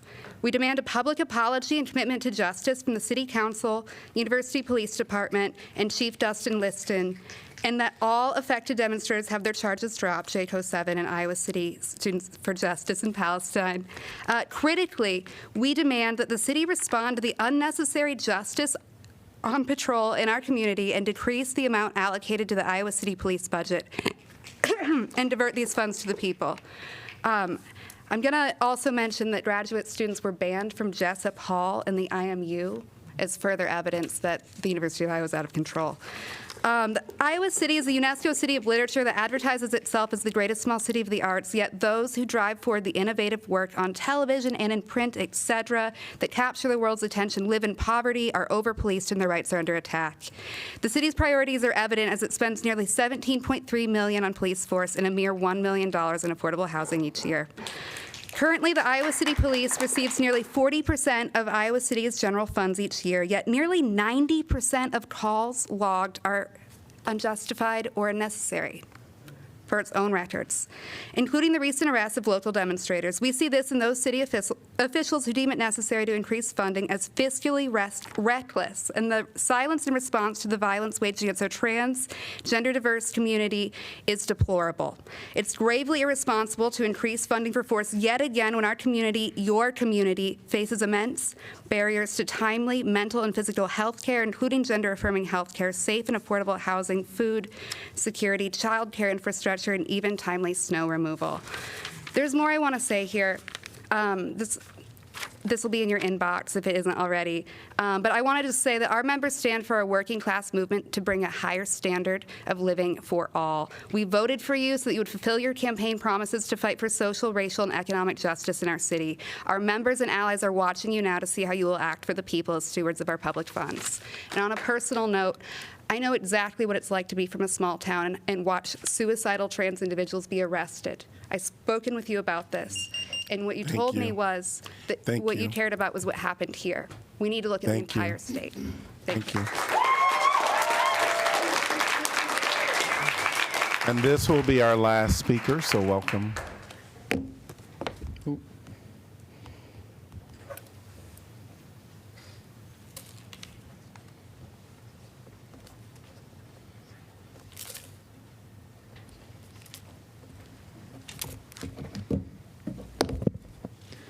Hello, I'm John Glab. I'm a resident of Iowa City. I've been here for about 2 years now, and I'm originally from Dubuque, and one thing that I lacked in my first 18 years living there was a sense of community. And ever since nearly immediately moving to Iowa City, I have found that. And that sense of community for me and everyone else is a much needed aspect of our lives. It allows us to be able to live happily. The laws passed by the Iowa government that are targeting trans people are plain and simple civil rights violations, harming my friends and the members in our community. It is very simple to solve this problem, and that is for everyone here, everyone in the city of Iowa, to not enforce these laws. Not enforcing these laws does not harm anyone. These laws are only made to harm and target trans individuals. It's only logical to not follow suit with these, and that includes to not enforce these laws. That includes not having police arrest trans individuals who are the primary targets, and we have seen primarily targeted by these laws. The citizens here have spoken, and it's only morally right to not support these anti-trans laws. It will allow the community in Iowa City to flourish. And there is basically no true city without the community that supports everyone. That's all I have to say.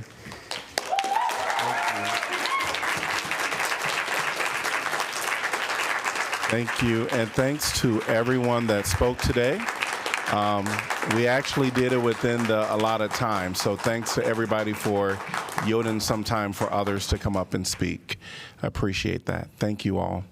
We're going to move on to item number 11, which is our planning and zoning matters. And 11A. No justice, no peace. No justice, no peace. No justice, no peace. No justice, no peace. No justice, no peace. No justice, no peace. No justice, no peace. No justice, no peace. No justice, no peace. No justice, no peace. No justice, no peace. No justice, no peace. No justice, no peace. No justice, no peace. No justice, no peace. No justice, no peace. We're at 11A, rezoning 429, 430, 436 through 438, 501 Southgate Avenue, and 916 Waterfront Drive. Ordinance rezoning approximately 4.5 acres of property located at 429, 430, 436 through 438, and 501 Southgate Avenue, and 1916 Waterfront Drive from intense commercial zone to community commercial zone. And I'm going to open up the public hearing and welcome Danielle. Thank you, Mayor. Danielle Sisseman, Neighborhood and Development Services. As you introduce this item, this is a city-initiated rezoning of several properties on Southgate Avenue and Waterfront Drive, shown here in the white outline. As you'll recall, in November of 2023, the City Council did adopt some changes to our zoning code text. These amendments were intended to improve housing choice, increase housing supply, and encourage housing affordability. The amendments also included provisions to address potential fair housing issues, including treating assisted group living uses more consistently with multifamily uses, and reclassifying community service long-term housing as a residential use. These two changes created some nonconformities in the area that I just indicated for you for existing uses that were already there, specifically the reclassifying of existing community service long-term housing as multifamily. It would essentially no longer allow assisted group living uses in the zone in which they were located. The purpose of the city-initiated rezoning then is to address that that, to correct that, so that those properties can be as conforming as possible in light of the zoning code text change. So to rezone those properties to a zoning classification that fits what they are doing now and also fits within their neighborhood, to better align their zoning with the existing uses and follow those, like I said, recent code changes. Staff did meet with all the property owners of those properties, and all property owners have expressed their support for the rezoning. Staff did also hold a good neighbor meeting. In analyzing which zoning district to propose the rezoning for, we did look at the implications of all the possible choices and found that CC2 would better align the zoning of the existing uses and make them compatible development. Without a rezoning, the sites could have continued to operate as legal nonconformities in that existing zoning district, but as I said, this resolves some of their conflicts so that they can continue to make improvements to their property without having to go through the added steps of resolving the nonconforming status. So in proposing rezoning, we do analyze two criteria. First being consistency with the comprehensive plan. The future land use map of the comp plan does identify the subject properties as suitable for general commercial and intensive commercial. Those are general use categories, they're not zoning districts. So remember that a comp plan has different categories than zoning districts. The land use goals do include that this particular area include a transition between residential and more intensive commercial uses. For the long-term neighborhood health. The comp plan does also reference neighborhood design principles in general for buffering residential development from other more intense commercial or incompatible uses. Also in this area, there's a South District plan. It has a map as well, which also encourages commercial in this area and encourages a mixed use and residential development in this area as well. The rezoning therefore proposed is consistent with the comprehensive plan, the district plan. It also would be compatible with the existing neighborhood in that the existing uses become more compatible with their zoning designation, and potential redevelopment maintains a desirable transition, as I said, between different uses. So the proposed rezoning is compatible with the existing neighborhood. Again, showing a close-up of the area, the individual properties that were that we met with and their existing uses today. Just a quick recap. So this is a rezoning from CI1 to CC2. As I mentioned, there is only one property that we know of that's interested in a building improvement. They're on hold until this rezoning occurs so that they can be considered conforming with their zoning district and do the project that they want. So in summary, staff does find that in reviewing the relevant criteria, the proposal is consistent with the required criteria. And at their February 7th, 2024 meeting, the Planning and Zoning Commission concurred with staff's opinion and recommended approval of this rezoning by a vote of 6-0. That concludes my report, and I'm happy to answer questions. Can you tell me what the outfit is that wants to do building improvement? Just out of curiosity. It's a vestibule. It's an entryway improvement. It's nothing major, but that's what kind of triggered the whole, all of it. We need to address this sooner rather than later so that their project doesn't get held up. Gotcha. Thank you. Hearing no other questions, thank you. Anyone from the public like to address this topic? If you're online, please raise your hand and I'll acknowledge you. And if you're on phone, press *9, *9, please. Seeing no one in person or online, I'm going to close the public hearing. Could I get a motion to give first consideration? Vote. I'm sorry, Mayor. Before you close the hearing, perhaps you can look to your left and right and see if there's an informal consensus. Yes. All right. Thank you. Great. Could I get a motion to give first consideration? So moved. Second. So moved by Mose, seconded by Alter. Council discussion. If I may, Mayor, before we vote, I just want to make some record. Mayor Pro Tem stepped out for a good portion of this, but it's because it's a zoning matter, I just want to make some record that was for religious purposes, but she was tuning in and was able to listen to everything that was going on, much like Councilor Dunn is participating electronically. Thank you. I think it's great that we bring the actual built conditions into compliance with what our zoning is, and thanks to the staff for just making this align, because it is complicated to do any kinds of work when there's a misalignment, so. Yeah. Thanks for asking all the property owners and having their Yes. agreement in our packet as well. Yes. Great. Roll call, please. Sutler? Me? Yes. Yes. Yeah. Teague? Yes. Alter? Yes. Burgess? Yes. Dunn? Yes. Harmson? Yes. Moe? Yes. Motion passes 7-0. Item 11B is rezoning 810, 816, and 828 Lower Muscatine Drive Road. Ordinance rezoning approximately 6.25 acres of land located at 810, 816, and 1828 Lower Muscatine Road from neighborhood public zone to general industrial zone. And I'm going to open up the public hearing. Great, and welcome Danielle. Thank you, Mayor. This is an application that was originally submitted by the former owner of the site, which was Kirkwood College, to rezone approximately 6.8 acres of land, as you mentioned, from neighborhood public to general industrial. It's located northeast of Lower Muscatine Road and northwest of Mall Drive in Iowa City. The property currently contains the vacant educational buildings formerly occupied by Kirkwood Community College. Since the time of application, and there were several co-applicants to that application, the subject property has been purchased by Procter & Gamble, and it shows under the ownership of Oral-B. Procter & Gamble currently owns lands to the east of the proposed rezoning and intends to demolish the existing buildings, but has not shared any plans at this time to expand. Joe Townsend, the Oral Care Engineering Director, should also be available tonight to answer questions if you have any of Procter & Gamble. This shows the current zoning of the property. In gray is the public zone. It's surrounded by industrial zoning to the northwest and southeast. To the northwest is an industrial use owned by Mid-American, and as I said, to the southeast is Oral-B Procter & Gamble. To the east and west are primarily low to medium density single-family zoning districts, and further south there's additional commercial districts. This zooms out a little bit to show again that property in the context of the entire industrial district in Iowa City. It's kind of on the northwest end of the larger industrial area in Iowa City. It's served very well by Highway 6 and a rail spur, making it a good interconnected transportation system for industrial users.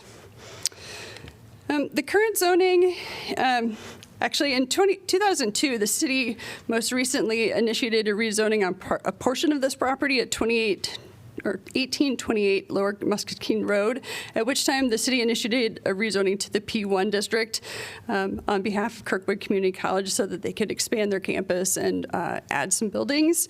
The neighborhood public P1 zone is primarily for the purpose of housing public uses, uses that are under public ownership, such as schools, parks, police and fire stations, other civic buildings that are owned or otherwise controlled by the county, city, or a school district. In this case, Kirkwood Community College is a public college, and the zoning of P1 was appropriate for that use. Kirkwood no longer operates within this facility and, as I said, has sold the property. If in that case, it's no longer appropriate to hold a P1 zoning district since anybody besides these types of users would not be public entities, so a rezoning is needed. The proposed rezoning would allow for an extension of existing neighboring uses. As I said, no specific plans for extension of or development of the lot has been provided. So the proposed zoning would be general industrial, or I1. This is the least intense industrial zone in the city's zoning code. The purpose of general industrial is to provide an opportunity for the development of most types of industrial firms. And it does have regulations that are intended to protect adjacent development, and it is subject to site development standards for industrial. Any development in the future on this site would be held to the current site development standards in our code. Just looking at the allowed uses, they're highlighted in the darker gray in the chart to the right. Primarily technical and light manufacturing are permitted uses in this zone. Any of the other darker uses are permitted by right as well. anything in the chart that has a PR next to it would be something that's allowed provisionally in the zoning code, which usually means that there's a separate section in our code that says if you're doing these other types of uses, then there's some additional standards that you have to comply with. So those provisional conditions would apply. And then anything marked with an S is a use that would only be allowed if a special exception was granted by the Board of Adjustment. In this case, heavy manufacturing specifically would be very, very limited in this zone. By special exception, the only kind of heavy manufacturing use that could even be allowed is a concrete batch plant, but the provisions that go with that pretty much exclude it from being allowed on the site because it has a distance separation from residential. So in effect, heavy manufacturing could not go on the site. And then I think this includes the other standards, the basic standards for step decks and height. So again, this is a rezoning and has 2 review criteria. The first being consistency with the comprehensive plan. The subject map here shows the property circled in red. And in the comprehensive plan, the future land use plan map does indicate this area is appropriate for public or semi-public uses. Again, those are land use categories for future land use planning, not zoning districts. At the time of the comprehensive plan's drafting in 2013, Kirkwood Community College was the current and longstanding user of the property. Over time, Kirkwood had made repeated investments in the property to develop a campus. If you look back through time, you can see them adding buildings or wings to their buildings. However, conditions have recently changed with the closing of the campus and sale of the property. I think it's important to keep in mind the comprehensive plan is a roadmap. It's not a blueprint for construction. So over time, there are multiple routes that can be taken to find a successful route for the city and for future land uses. And so understanding that the comprehensive plan also expresses goals and objectives separate from this future land use plan map. So when looking at those goals and objectives, we can see that there are clearly other goals and objectives related to economic development that encourage the increase in diversity of property tax base by encouraging the retention and expansion of existing businesses. So this rezoning to an industrial zone would allow the expansion of industrial use from one facility to the neighboring property, and that would be consistent with the comprehensive plan. This subject property is also located in the Southwest District Plan area. That was a plan adopted in 2011. Again, at the time of its adoption, Kirkwood was a longstanding user, and as with many plans, we typically see that if something's been there for a while and it's not expected to change, it's usually just kind of memorialized in the future plan maps as well. So that's what we see here Councilor Dunn, hand is up. So I want to make sure if he had a question at this point that he could ask. No, that's just after the presentation. I've got questions. Got it. All right. So again, the map here designates the land as appropriate for essentially what was already occurring there, which was a community college. Again, acknowledging that circumstances have changed since the adoption of the district plan, and Kirkwood has closed and sold its campus, we look to other goals and objectives in this plan as well. There are some key ones related to industrial uses in the Southeast District and preserving and expanding industrial uses.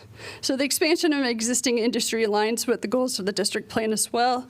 An industrial zoning district would be compatible with adjacent uses. So talking a little bit about compatibility with the existing neighborhood, as I mentioned, the areas surrounding the subject properties to the northwest and southeast are zoned already for industrial and do have existing light industrial uses on them.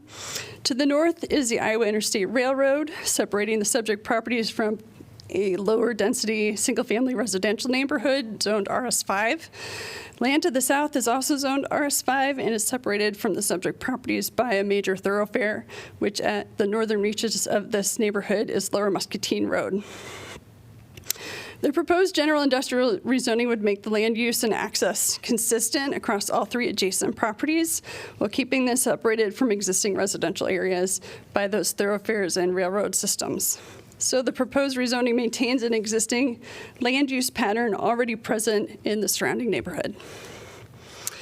So the next couple slides talk about regulatory control of industry in Iowa City, and I'm going to start with our own city code here first.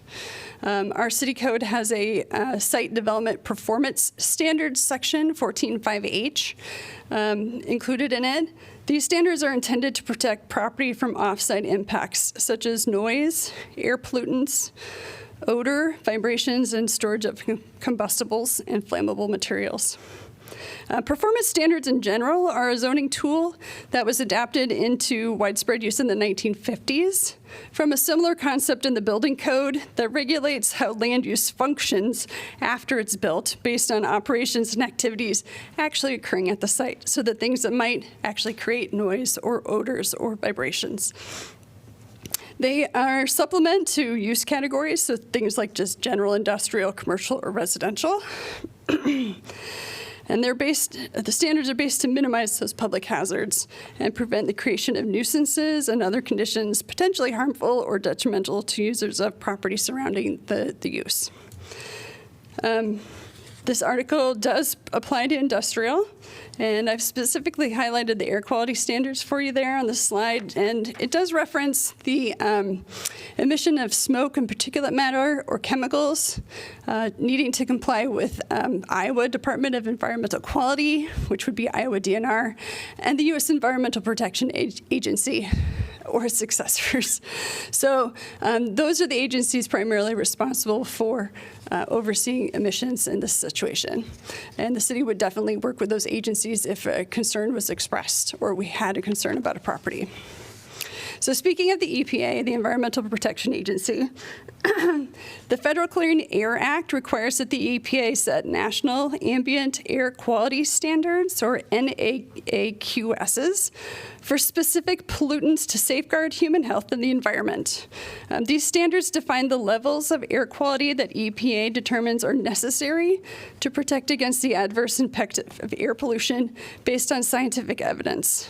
EPA has published standards for 6 common pollutants, and those 6 common pollutants are referred to as criteria pollutants. This slide shows those 6 criteria pollutants regulated by the Clean Air Act and the EPA. Procter & Gamble's oral care facilities fall under state and federal jurisdiction, administered again by the Iowa DNR and EPA. Their emissions are air emissions. And under that federal program, the NAAQS program, P&G is classified and regulated as a minor emitter. In that classification, they can produce up to 100 tons per year of any air pollutant subject to the regulation by the Clean Air Act.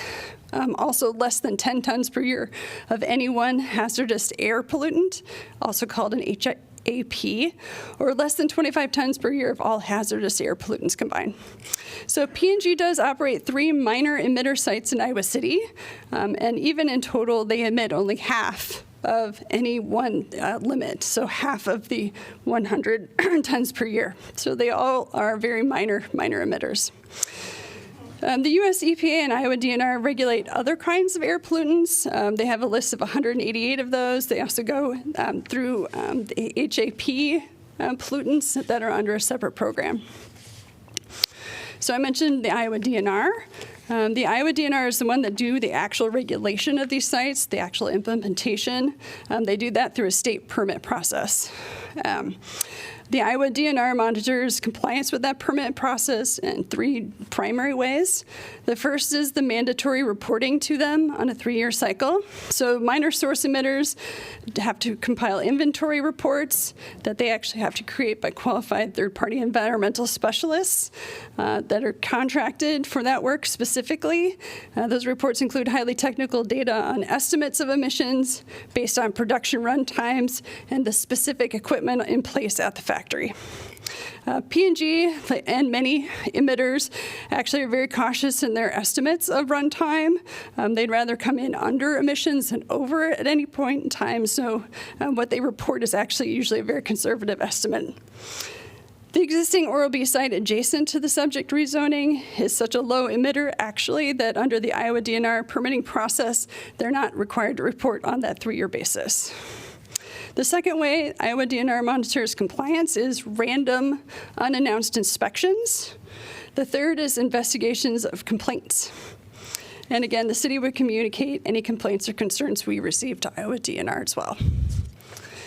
So as far as where this action tonight falls in the process of land use and development, we're at a rezoning stage here, referencing those previous comprehensive plans and the previous rezoning in 2002. If the site were to redevelop, it would, like I said, be subject to current site plan requirements and a building permit. May I ask a question really quick? Sure. I'm sorry. I would lose my question otherwise.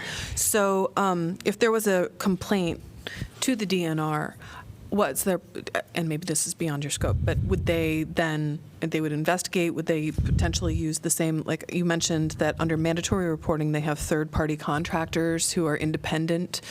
So I'm assuming that, actually I'm asking, is it a similar process if there's a complainant? Is it the DNR themselves? I don't know the or inner would they- workings of the Iowa DNR when they receive a complaint. They have a variety of field offices, so the right field office would be, given the information. I presume they do field investigation in-house, but if they needed a third party, I'm sure they would contract for one.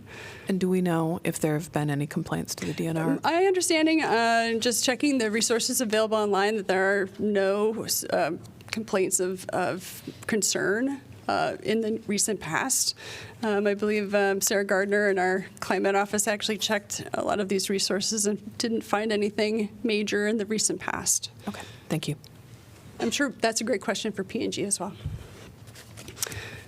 So based on the relevant criteria, staff did recommend approval of the proposed rezoning, and at their January 17th meeting, the Planning and Zoning Commission concurred with staff's opinion and also recommended approval of this rezoning by a vote of 7-0. At this point, I'm not aware that any protest petitions have been filed, so that is not part of the action tonight. I'm happy to answer more questions. Councilor Dunn, did you have a question? I have a question that's more so maybe for Eric, if that's okay. Yeah, sure. Yeah. Can you talk about our standard of review a little bit more about this? The phrase that was used in my notes was the review criteria.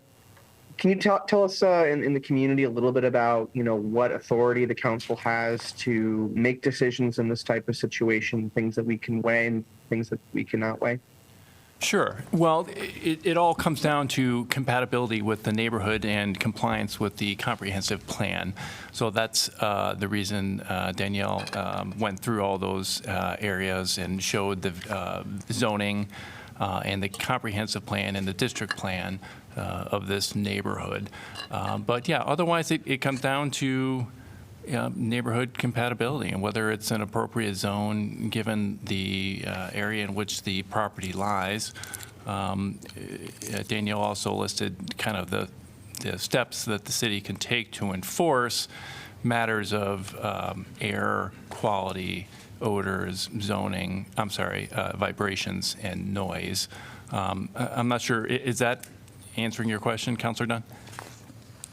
I was more so interested in kind of how that got to be the case. So not necessarily in terms of like a historical perspective, but, what section of either state law or city code lends us to that conclusion that those are the two factors that we must and can only exclusively use to judge whether or not a decision is approved or not. Sure. So the standards that the council must employ are contained in state code, and it has to do with health, safety, welfare of the community, essentially.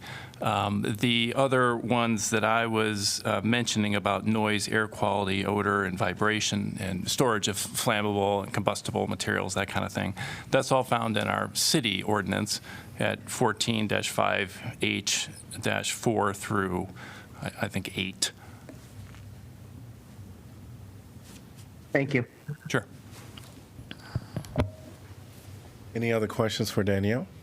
Just following up on the city code aspects that allow that, the regulation that our city attorney was just speaking to, the owner of the property would have to prove that they're in compliance with Iowa DNR and EPA standards if there was a complaint. Is that right? If we were going to investigate a complaint under our site development performance standards, we would do that to our satisfaction using the methods that we thought were appropriate for the nature of the complaint. I would say, though, if it's an air quality standard, our code references the state specifically and EPA as the standards and the regulator that are most directly involved in that. So I think at that point we would simply turn an item of concern over to those agencies for investigation. Our recourse, if we find them to be in violation, is a municipal infraction. That's what I was getting at. Thank you. So that's a court citation and a monetary fine, and maybe a day-by-day citation to increase that fine, but it's probably not the best way to address a true violation. Maybe an injunction requiring compliance. They could, and I agree with everything that Danielle just said, and I would add that City Ordinance 14-5H-3 requires certification by an industry, which says, it's short, so I'll just read it. When necessary, the building official may require, at the expense of the applicant, that a registered professional engineer or other qualified person certify that the provisions of this article will be met. So there already are significant reporting requirements for industries about air emissions and so forth. And again, if we have reason to believe that there are problems, we can certainly bring them to the attention of the DNR. And then, as Danielle mentioned, we would have the opportunity to seek municipal infractions, which include or could potentially include injunctions. And given that the current use or the current zone is public, and we'd be looking at rezoning to industrial, that wouldn't necessarily happen at this moment, right? Because it's not an industrial use now. We can't ask for that certification. Do we know if that certification is something that we've asked for before? Like, is there sort of precedent for us pursuing that certification of compliance? I don't know that. Not to my knowledge. Or can we ask for that? They have a current plan doing the same thing. Can we ask for that? Because if this is going to be the same. I'm sorry, I'm not sure I understand. Could we add? I think, Laura Burrs, you said because we cannot do that testing right now because it's not. Right, it's not a use that's It's not a use. Right. They're not emitting there is another there. one is in use right now. Mm-hmm. Can we test that instead and making sure this is not? That's why I was asking if we'd ever asked for a certification. Mm-hmm. I'm not aware of that. Also, I don't believe there's a conditional zoning agreement in this one. That is normally the vehicle to which we would attach conditions, and so I'm not sure where we would include such a requirement now. That said, it is almost a certainty that P&G would need to come back for a major site plan review, given the size of what I'm sure they plan to develop there, and there is all manner of restrictions that come with that.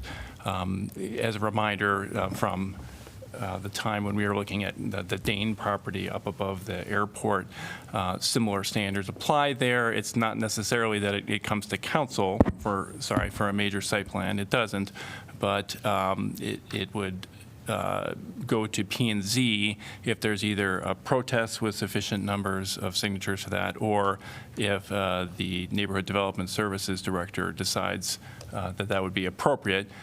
Given the attention and the nature of this site, it seems likely that would be the route that she would pursue. So just following up on that, on page 4 of the staff report, there's reference to the plan sort of encouraging buffering on relating to the railroad. I think it was saying that one option would be to require or to have a buffer of trees on the north and south side of the railroad. And then it mentions how many feet of frontage of the railroad this particular property has, which is that narrow portion kind of on the northeast. So if there was a requirement for buffering like that, at what stage would something like that happen? So I think that part of the staff report is talking about buffering and concealment of outdoor storage areas. I'm not 100% certain, but that would all occur at site plan review. All the standards for concealment, screening, having parking located behind buildings, things like that, those are all site plan development standards that are reviewed at site plan.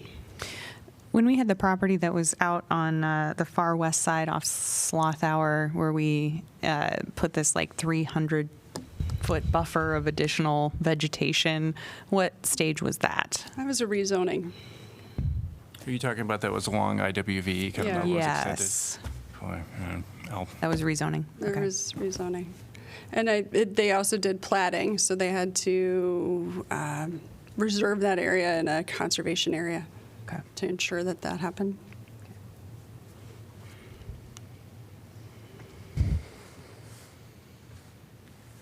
Hearing no more questions, thank you. All right, I understand that Procter & Gamble is here. Did you want to speak? Welcome. Good evening, council members. I appreciate the opportunity to be here this evening. I'm Joe Townsend, Oral Care Engineering Director, and I'm speaking on behalf of Procter & Gamble. I'm also an Iowa City resident. As shared in the previous P&Z meeting, P&G is looking for your approval to rezone the Kirkwood community property from public to industrial to allow for the potential expansion of our operations in Iowa City. P&G acquired the Kirkwood property on February 28th and has been working to return the land to a green space until our future plans are aligned and developed. At this time, we have no concrete plans on any future development. P&G has been a member of the Iowa City community since 1956. During that time, we have strived to be a good and responsible neighbor, and that commitment continues. That includes continuing to be a good steward of the community and the environment. Procter & Gamble employs over 1,200 people with high-quality jobs accessible to individuals from all backgrounds and education levels. Since 2017, P&G has invested more than $450 million into local facilities and added approximately 160 high-quality jobs. P&G has and continues to support economic development organizations and many nonprofits in the community in the form of cash donations, health and hygiene donations, and volunteer hours. Overall, P&G strives to go above and beyond all legal requirements, operates per our permits, performs internal and external audits of our processes, and has a great track record in relationship with those external organizations, such as OSHA, the Iowa Department of Natural Resources, the Federal Railroad Association, and the Environmental Protection Agency. P&G is committed to ensuring all our sites are good stewards to the environment. All of our manufacturing sites within Iowa City are deemed zero manufacturing waste to landfill sites, meaning that no waste from our sites from the manufacturing of our products go to a landfill. We look forward to working with Iowa City, the City of Iowa City, to enable the proposed zoning change to allow for the potential expansion of our oral care operation and the benefits that it could provide to the local community. P&G also wishes to thank the community residents who provided their input into the process.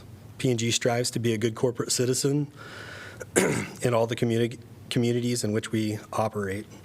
And hearing from those in the community allows us to do a better job of ensuring we are able to achieve that aspiration. Thank you. Thank you. Of course, questions from anyone? Yeah, Joe, can you speak at all to, I think you've seen some of the correspondence that we've received about the concerns relating to emissions in the air and acetone in an adjacent creek, that kind of thing. Is there any of that you can actually speak to this evening? Yeah, I'd be more than happy to speak to it. As you heard from staff, we are a minor source emitter from an emission standpoint within the Iowa City area for all three P&G manufacturing facilities. When you take a big picture look at Iowa City itself, there are four major sources, so greater than 100 tons, and then there's 19 minor sources within the city limits. So we are 3 of those 23 potential sites across the city of Iowa City. As a minor source emitter, I think as staff stated, we're under 100 tons for those individual sites. And on average across the board, when you look at all 3 sites, we're about 18% in total percentage of that overall permitted amount as it relates to emissions. And what about odors? We've gotten a number of concerns voiced to us about that. I live very close to the, I guess it's the Beauty Care campus, just south of Highway 6 is where I live, and that campus is just north of Highway 6, and I smell fragrances sometimes. Can you explain why would we be smelling that? What does that mean? And if you smell bad smells, what does that mean? I can't necessarily speak to the exact fragrances and what you may or may not smell. We have from time to time had an odor complaint. The last odor complaint that the manual oral care site had adjacent to the Kirkwood property was in 2006, and that came from somebody making a complaint to the city of Iowa City, which we responded, and there were no findings from that. There have been a few complaints that have came to from the Iowa DNR from, I believe, residents as it relates to the beauty care facility, of which all of those complaints we have investigated, provided information back to the DNR, and they have all been closed without any finding towards P&G. One of the. If I may ask a question about that, when you mention no findings towards P&G, can you tell us a little bit more about what that means, the process that goes into the investigation for those types of complaints and how they determine that stuff? Sure. So when a complaint is made to the Iowa DNR, typically the field office, I think it's Field Office 6 out of Washington, Iowa, a resource from that field office would engage Procter & Gamble or would reach out to whatever site that the complaint was made towards. We would then leverage some of our HS&A resources to go investigate that complaint and typically respond within 24 hours of whenever that complaint was provided to us. Some of those things that we would provide would be wind direction, what we were producing at the time, any upsets from an operation or a process standpoint. So that's typically what we would provide back to the Iowa DNR, and they would respond accordingly. All those most recent investigations or items in which the DNR has reached out to us, we're not required to follow up with anything other than the information we provided, and they closed without finding. I'm going to follow up on Councilor Burgess's question. I know that this acetone theme keeps coming back. Can you speak to what exactly you use and to, just for full disclosure, after speaking with people, I also went and saw the factory and wanted to see what was going on. But if you can speak to that, it'd be helpful. Yeah. Speaking to the manual oral care facility that's adjacent to the Kirkwood property, we do use acetone. We use approximately 1 to 2 gallons per month for cleaning the print heads on one of our manufacturing lines. So it's a processing aid to clean a print piece of equipment. We wipe it up with a rag and it's disposed of from a hazardous waste standpoint. So we have a process in which we handle that and manage it from cradle to grave. Thanks.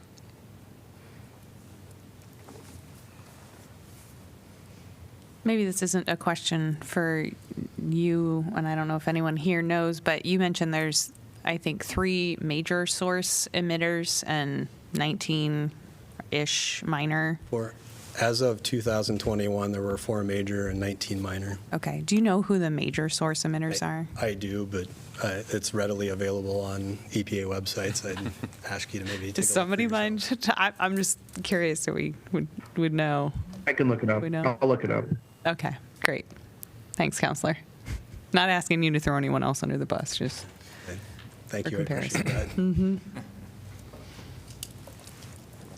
All right. Hearing no other questions, thank you. Thank you. Now is the opportunity for the public to come and speak on this matter. I wanted to get a raise of hands to see how many individuals wanted to speak. All right. And I'll look online. There's one person. We're going to allow 3 minutes. We ask that you can expedite signing in with the stickers in the back if you wanted to pre-sign that and drop it in the basket.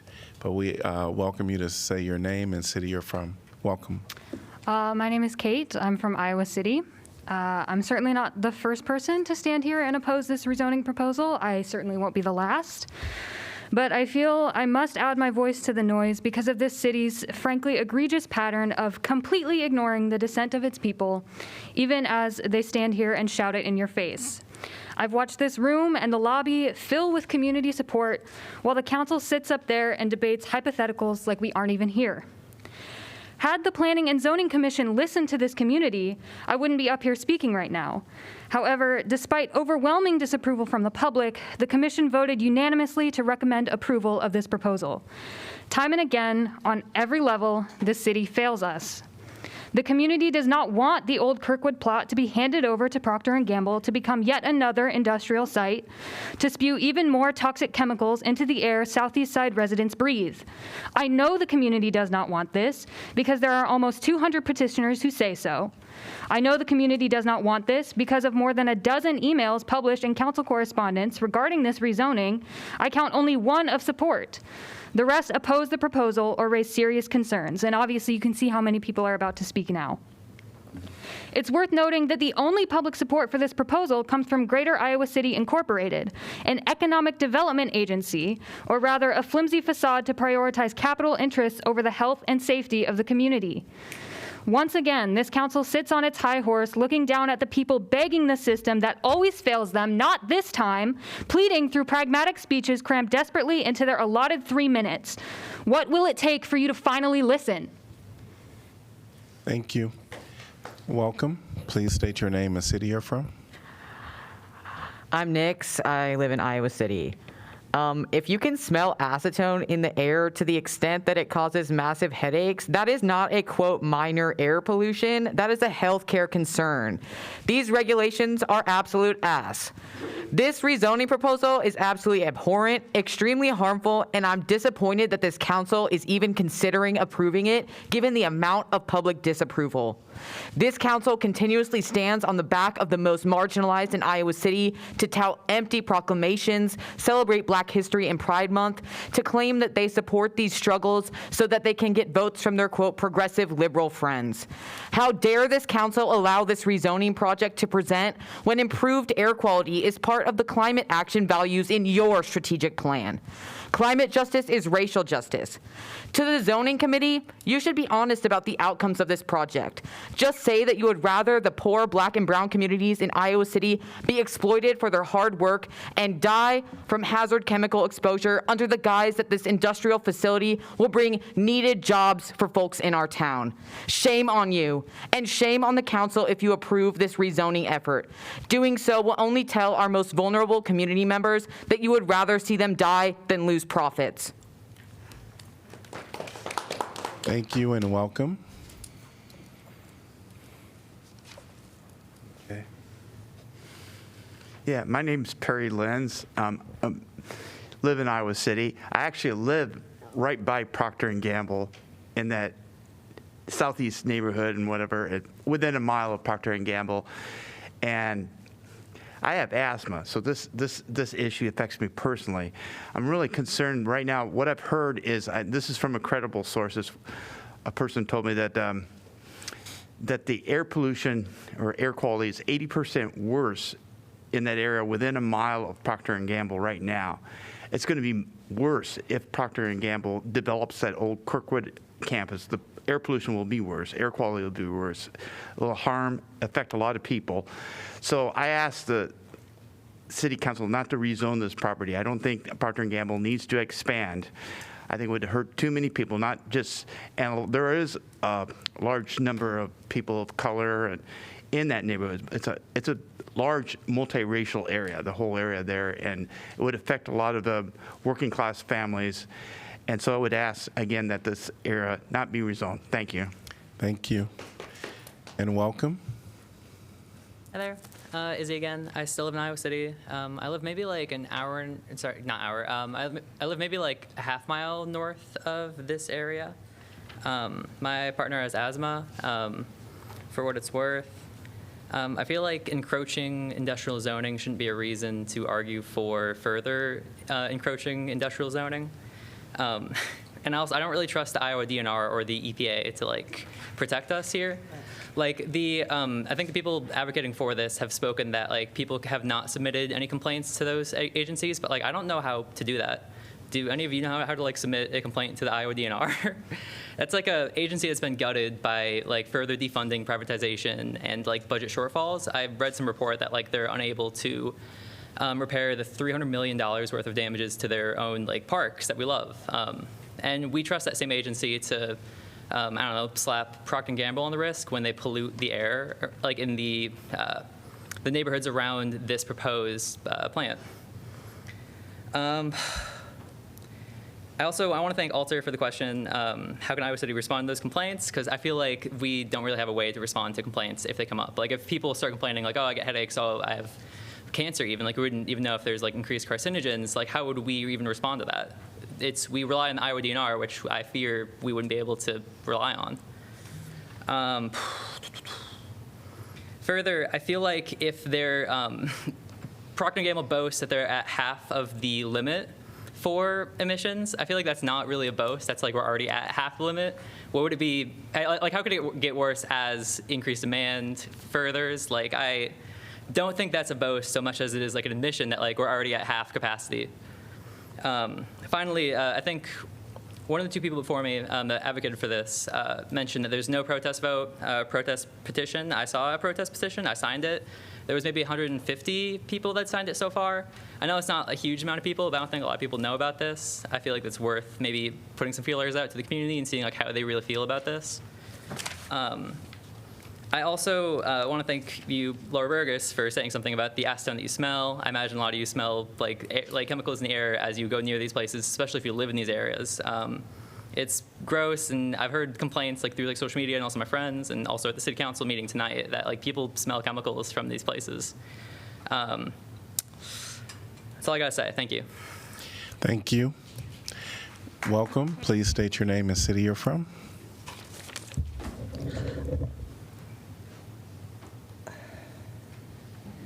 I don't know how to pull up my slides. Sorry. My name is Tracy. I'm from Iowa City. Oh, I didn't see it up there. That's okay. Thank you. And then where's this page down? Right, just that one? Yeah. Okay. Hi, my name is Tracy. Thanks for having me. Thanks for listening. I am impressed by how much is on your shoulders, and I was really impressed that the theme of tonight is public safety. So we've got the soil people and the green projects and your work session beforehand. And then we've got the public safety issue with the trans community trying to stay alive. This is my passion because I live one block behind Kirkwood Community College. All right, I just have to do these slides. I'm so nervous. I feel like the pressure is going to kill me, but I'm going to keep trying, okay? Here we go. It's not working. Time. The buttons don't work. Oh, I can use it. I can use that. Will it scroll? Okay, thank you. So since I got the letter in January, I've been doing nothing but research. I have a degree in biology. I've taken courses in graduate level environmental science. I wanted to know what was going on. I do experience the smells. The acetone-like chemical smell might be other things besides acetone. Just keep that in mind. I could answer all your other questions too about like how to file complaints and that there's no one to report to in Iowa City that does anything with air. Johnson County Public Health does water and food but not air. And the only way you can file a complaint is through the EPA, and they forwarded it to the DNR field office number 6, and then that guy said, hey, I walked through 2 years ago and it smelled like shampoo, so it was fine. That was the pass. Okay. Iowa Department of Natural Resources has a project called Community Land Use Planning and Air Quality. They say, during the assessment of a project, land use planning should include an evaluation of the cumulative effects of changes to air quality caused by the combination with other past, present, and future community land uses. Federal, state, and local laws detail the responsibility of local planners to protect human health and ensure clean and safe breathable air. I'll let you look at all that list later. Iowa law, city zoning 414, first paragraph. For the purpose of promoting health, safety, morals, or the general welfare of the community, any city is hereby empowered to regulate and restrict industry. 414.2, the council may divide, blah, blah, blah, blah. All such regulations and restrictions shall be uniform for each class or kind of building throughout each district. And did we give a little extra time yet? What? I got to one slide. Okay, well, I would please. From the planning and zoning, I feel like this person has a lot of information to share. Did we? Yeah. Oh, I didn't get extra time yet. She got 3 minutes, but with the little Yes. pause with the slide. Great. Yep. Go ahead. Okay. Iowa Air Quality and Land Use Planning Guide is something I'd highly encourage you all to look at. The DNR objectives are to provide recommendations on situations to avoid when siting new residences, schools, daycare centers, playgrounds, medical-related facilities, and industrial parks. They want to communicate air quality consequences in land use decision-making. Executive order from 2023, revitalizing our nation's commitment to environmental justice for all, which means this is also a civil rights issue. Every person must have clean air to breathe and an environment that is healthy, sustainable, climate resilient, and free from harmful pollution to chemical exposure. There have been a lot of misleading statements made since the planning and zoning meeting, and they need to be addressed because we need to know the truth. We have a right to know. P&G continues since January 17th to withhold exposure risks and specific hazardous chemical lists connected to their facilities. We know they exist. I have them in these slides. I probably won't get that far. But you can go through it yourself. Townsend also denied ever making chemicals, which is patently false. The deception is contrary to federal law called Emergency Planning Community Right to Know Act, EPCRA. Air quality is exactly relevant and requisite to rezoning and land use, especially when it's near children. We know for a fact there are 7 schools within 1 mile of this facility. Environmental justice is a planning issue. This is the EPA. Okay, so you were asking who's in charge. The EPA and the DNR both say they're in charge, but they've been gutted, and they don't actually do any enforcement. Any enforcement. None. Just keep that in mind. So that's why Environmental Justice Department has been developed, to fall in line with this executive order and to make sure that we start to pay attention to the people who are suffering in these zones. As a public policy issue, environmental justice is often framed and presented in the context of law, public health, waste management, and public involvement. However, other factors contributing to the hardships experienced by communities with environmental justice concerns include failures in planning or enforcing proper zoning, or the incompatibility of land use. This is my home. Thank you. Thank you.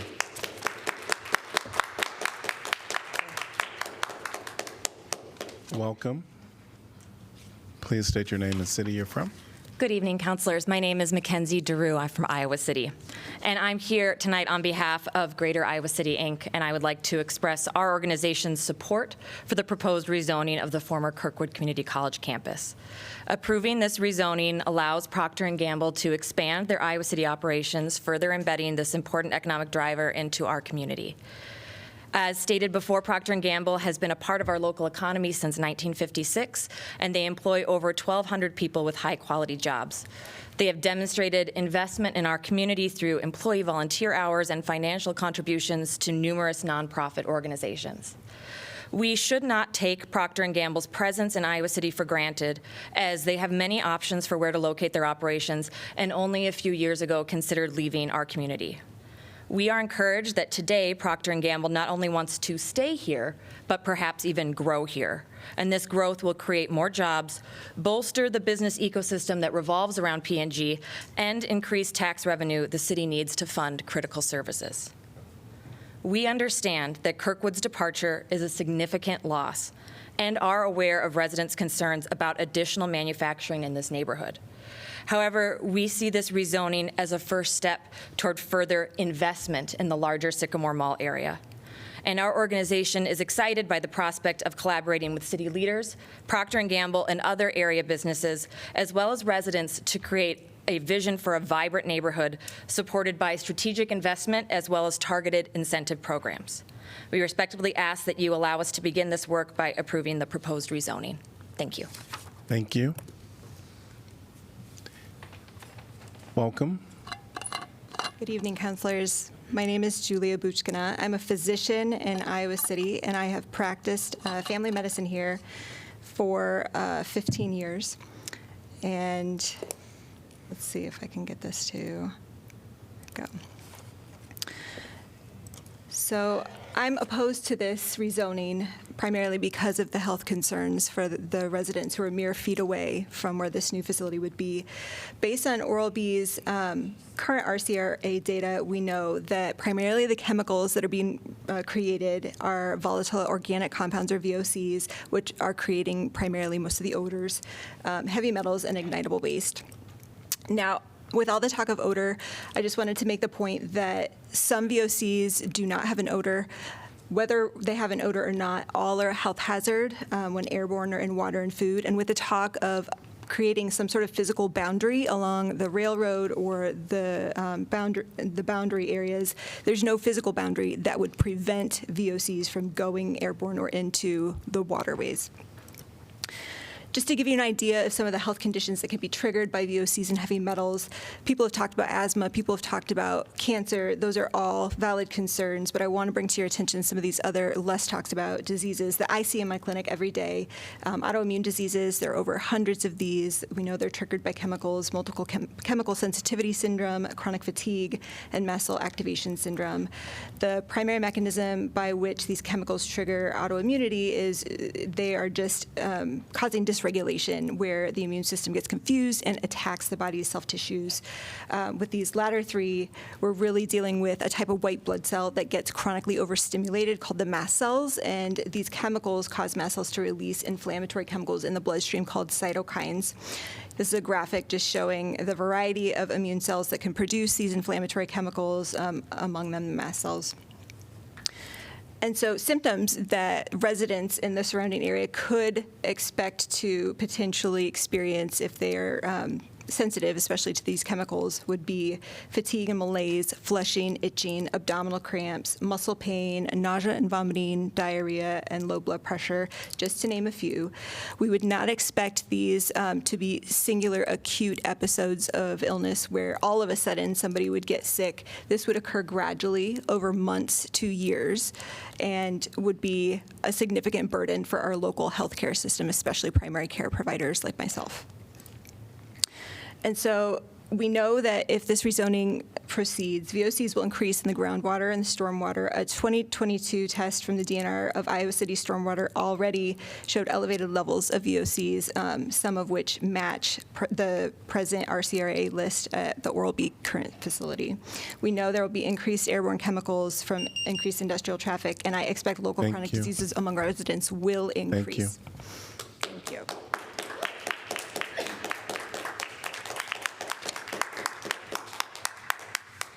Welcome. Please state your name and city you're from.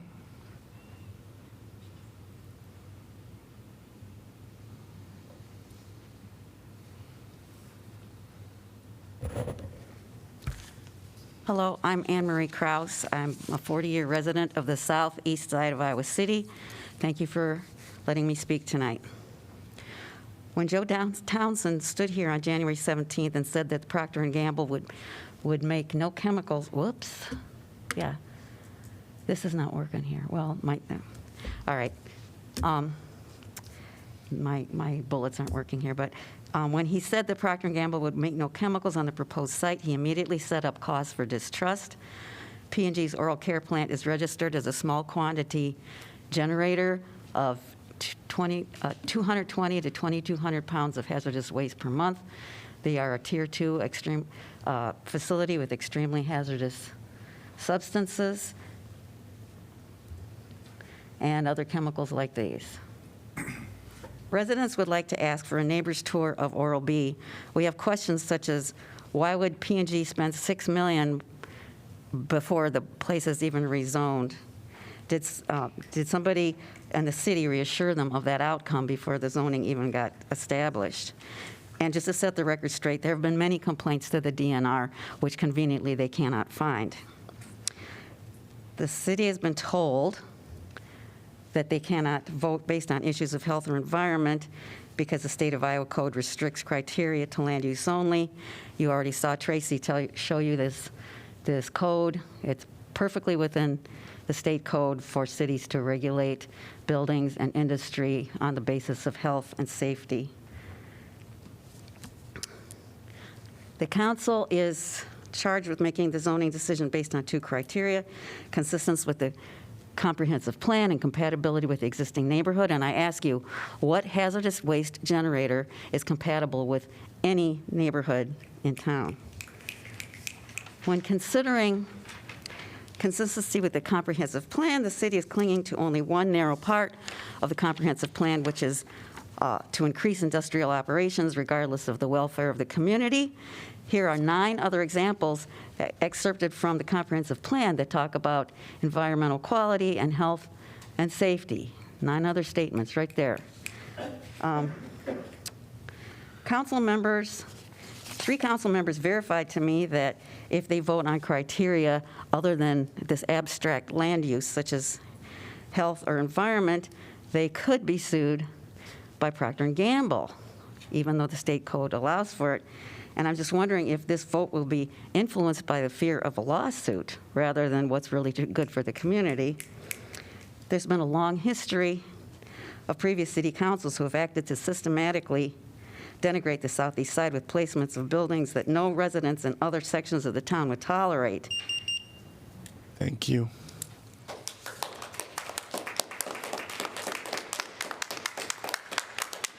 Welcome. Please state your name and city you're from. Good evening. My name is Karen Cubby. I live about 5 blocks from this site. And I think that there seems like there's such a divide, and I want to suggest a process that might be more reconciling, that is more community-based.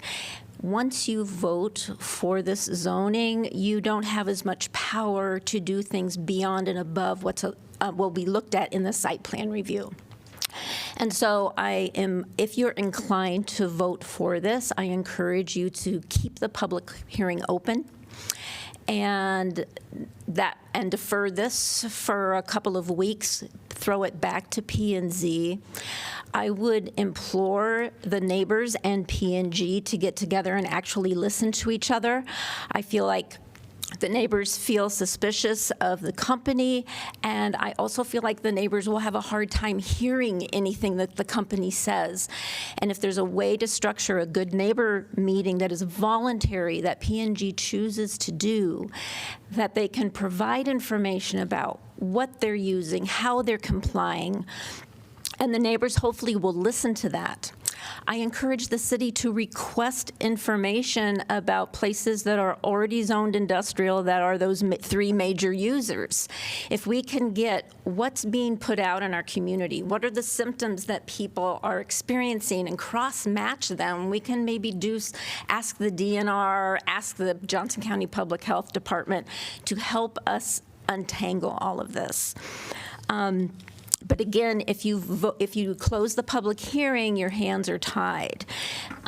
If this area is going to be used for warehousing, for example, there might be some buffering with landscaping that has to happen, but there may not be any restrictions unless you have a conditional zoning agreement about the hours of operations of that warehouse, when deliveries are made in or deliveries going out. And that can really impact the quality life of the neighborhood. If it is manufacturing, then there might be a lot of other things that you need to know about and control on the front end that you can't know now, but you could request as a provisional conditional zoning agreement. So the conditional zoning agreement could be, if it's warehousing, there are these topics we want to look at. If it's manufacturing, there are these topics we want to look at. And I know that there may not be precedent for certifying that they have met standards, but maybe this is the moment to create that precedent through a conditional zoning agreement. So I implore you to keep the public hearing open and get people communicating and trying to make sure we are healthy, and that and I think that's the best way forward. So I hope you do that. Thank you. I do see one person on line on a phone. If you would like to speak, you can press *9, and we only allow people to speak once to the council. One brief comment, if I may. I would like Yep. the council to seriously consider I'm why sorry, a P&G representative we only gets an unlimited have- amount of time, but credentialed I community understand. members Yep. who have done a lot of time and effort researching this Thank you. get 3 minutes. Thank you. All right. We're going to close the public hearing, but before I do that, before I close the public hearing, You should ask, right? yes, Yeah. I'm going to ask, and Councilor Dunn, I can't see you, so I just want to know how many individuals are inclined to vote in accordance with P&Z recommendation. I've got a question before we close the public hearing. Are we able to discuss this item before closing the public hearing?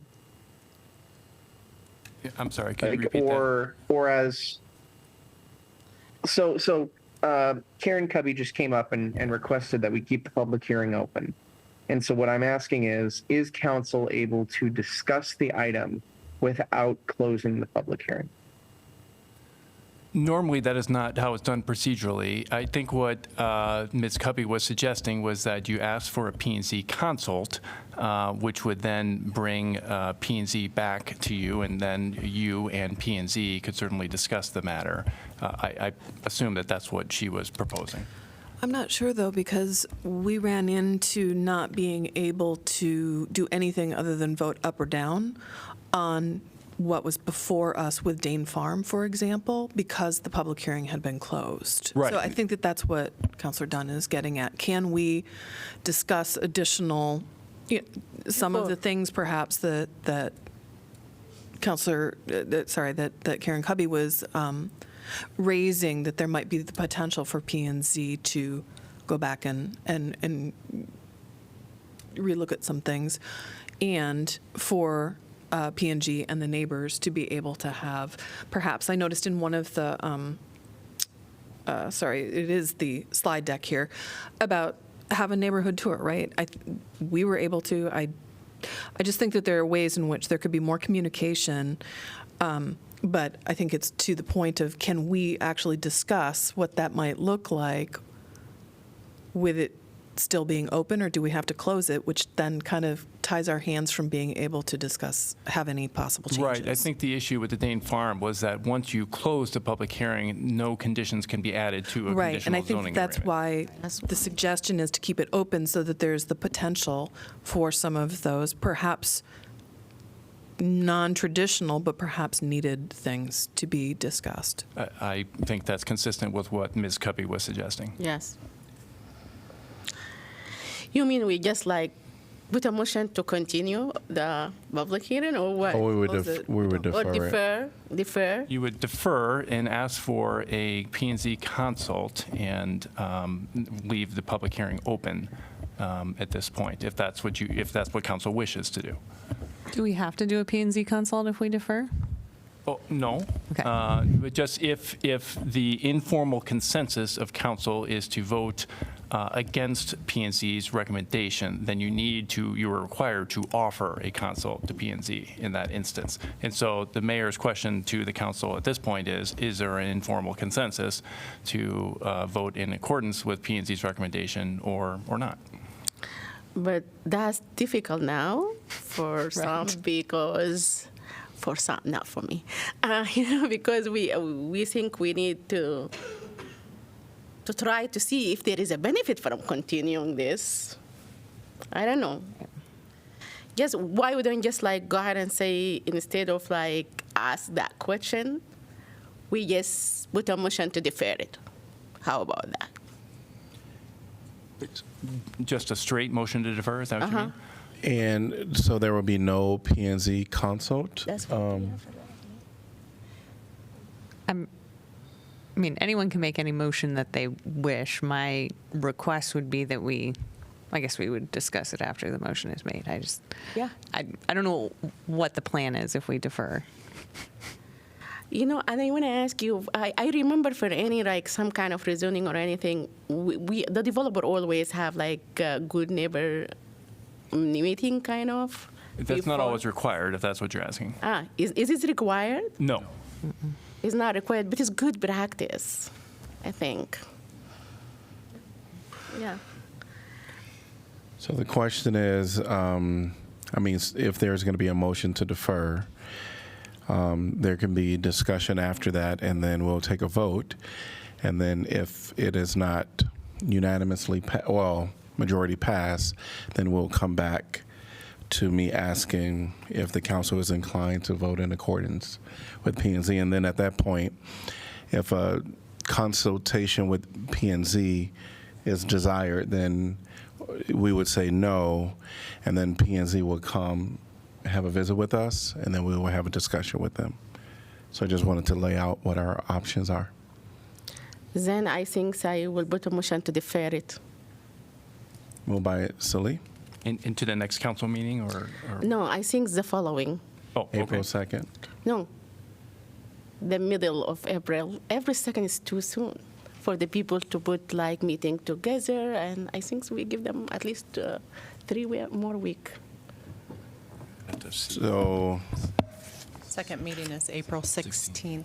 16. And I'm just, Attorney Goers, it would be to continue the public hearing and defer first consideration, correct? Well, we have not closed the public hearing, so that would Right. remain open. Which would be the continue. I'm sorry? You continue. Continue the public hearing, yeah, Okay. sure. And then, we'd be deferring first consideration. Okay, Yes, okay. that's right. At this point. We're at the first consideration Yeah. tonight, so that's what we would be So we have deferring. And that's sorry. You've got a motion, I'm sorry, was there a we have second? a motion. I'll second. Seconded by Burgess. All right, discussion.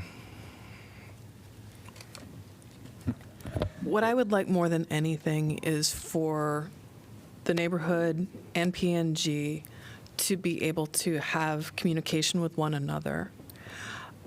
I'll be honest, and I do appreciate the doctor who provided the slide deck that said that there could be things that are acetone-like, but not acetone. But in hearing that it was 2 gallons, 1 to 2 gallons, thank you. I called Nail Salon, that's in Iowa City Marketplace, and they told me they go through 2 to 4 in a month. So, and I know that there is a website that a lot of references have been made to for environmental justice screening website. Here's why I think it's really important to have this conversation and to sort of come into it to say we can both learn from one another. And I'm sorry that I sound like I'm kind of lecturing, but I'm really earnest about it, okay? It's about learning from one another about what the concerns are and where there might be some mitigating factors. This screening website is to show where there are entities, but it is that there may be pockets. Like I know that there was complaints about, well, what about the underground pollutants? P&G uses all of their electrical connectivity is underground. They're going to be zero emissions, carbon emissions, and by next year. There's gas stations in that same radius that the map shows. So I just want to point out that some of this information that seems causal is also, it's indicative of a larger area. It's not got P&G as a bright red warning sign. I just think that it would make a lot of sense for the neighbors with a lot of concerns and P&G who, I live in the area too. I live behind Pepperwood. My kids go to Southeast. I shopped at Lucky's every week. I go to Oyama. I'm part of the neighborhood too. And so I am not trying to dismiss concerns or latent illness, but I think that there is sort of a real impasse here that if you both outside of a council meeting where we're sort of sitting here quasi in judgment, let's give you the time to talk a bit and to learn. I will say I went through P&G, and among the first two things that I saw there was, first of all, a 7-month, a second, third trimester pregnant worker, and then a great big sign saying that the union workers are Teamsters. This is a strong union. They are not going to allow workers in a factory to work in an unhealthy environment. They just won't. The Teamsters? So anyway, I'm just trying to say, I'm pontificating too much, but I'm trying to say, can we please, let's keep this open so that there can be some conversations. No, I'm sorry. This is time for council. Yes, council deliberations. I'm sorry, but this is time for council deliberations. Yep. Right. I just want to ask Procter and Gamble, what are you planning to do there? Straightforward, and is that really you're going to be live to that promise, or maybe it can change? Our desire is to... Please step to the mic. Thank you. Yeah, because the council can ask somebody to come and talk. Part of the whole thing. Yeah, sorry. Excuse me, yeah. All the chemical barrels on the site. Go ahead. The intent of the purchase of the Kirkwood property is to expand our oral care operations at a point in time. Once we align on... Can you put the mic up a little bit? Yeah. Sorry, can you hear me better now? Yes. Perfect. The intent of our purchase of the Kirkwood property would be to expand our oral care operation. Once we finalize exactly what that means, we're not 100% certain. We're studying lots of options. Once we know that, we will come forward with a plan, share that with council, go through the full site planning process, and take all input at this point in time. That is part of the reason we haven't done a good neighbor meeting, but we don't have a whole lot of information to share as it relates to what we are going to do. So it's kind of difficult for me to stand before people and say, hey, here's what we're going to do, and here's the plan. Right now, our only plans is to knock it down, level the building, and once we have a plan, we will engage folks to talk through that. Okay, and there is no 0% you're going to have like shampoos here, like the beauty supply. It was purchased by Oral-B Laboratories, the intent being that we expand something from an oral care business standpoint. I can't be 100% confident that something else might not happen, but for the intent and what we were planning on doing is to expand our oral care operations, which is, adjacent to that property today. Thank you. Any other questions? Another question? Thank you. Thank you. I see Councilor Dunn hand up. Yeah. So I'm going to try to keep this as topical as possible because I believe our area of discussion right now is whether to defer or not. And I want to express a little bit of frustration. I think that with this particular topic, there is a lot of misinformation on many different sides. I don't think that anyone in the community or this council should believe that the passage or failure of this item is going to affect in any immediate capacity, and I would say, in a long-term capacity, the existing problems that exist that residents experience with air quality. None of that's going to change if nothing else happens. So that being the case, I think we're left with the decision and a path forward that has that entails a lot of community engagement. At this point, I am comfortable moving forward with this item, while at the same time, having these broader conversations about what we can do to service our community members, who are experiencing issues with pollution. I've thought of a few different ways that we can do that just off the cuff.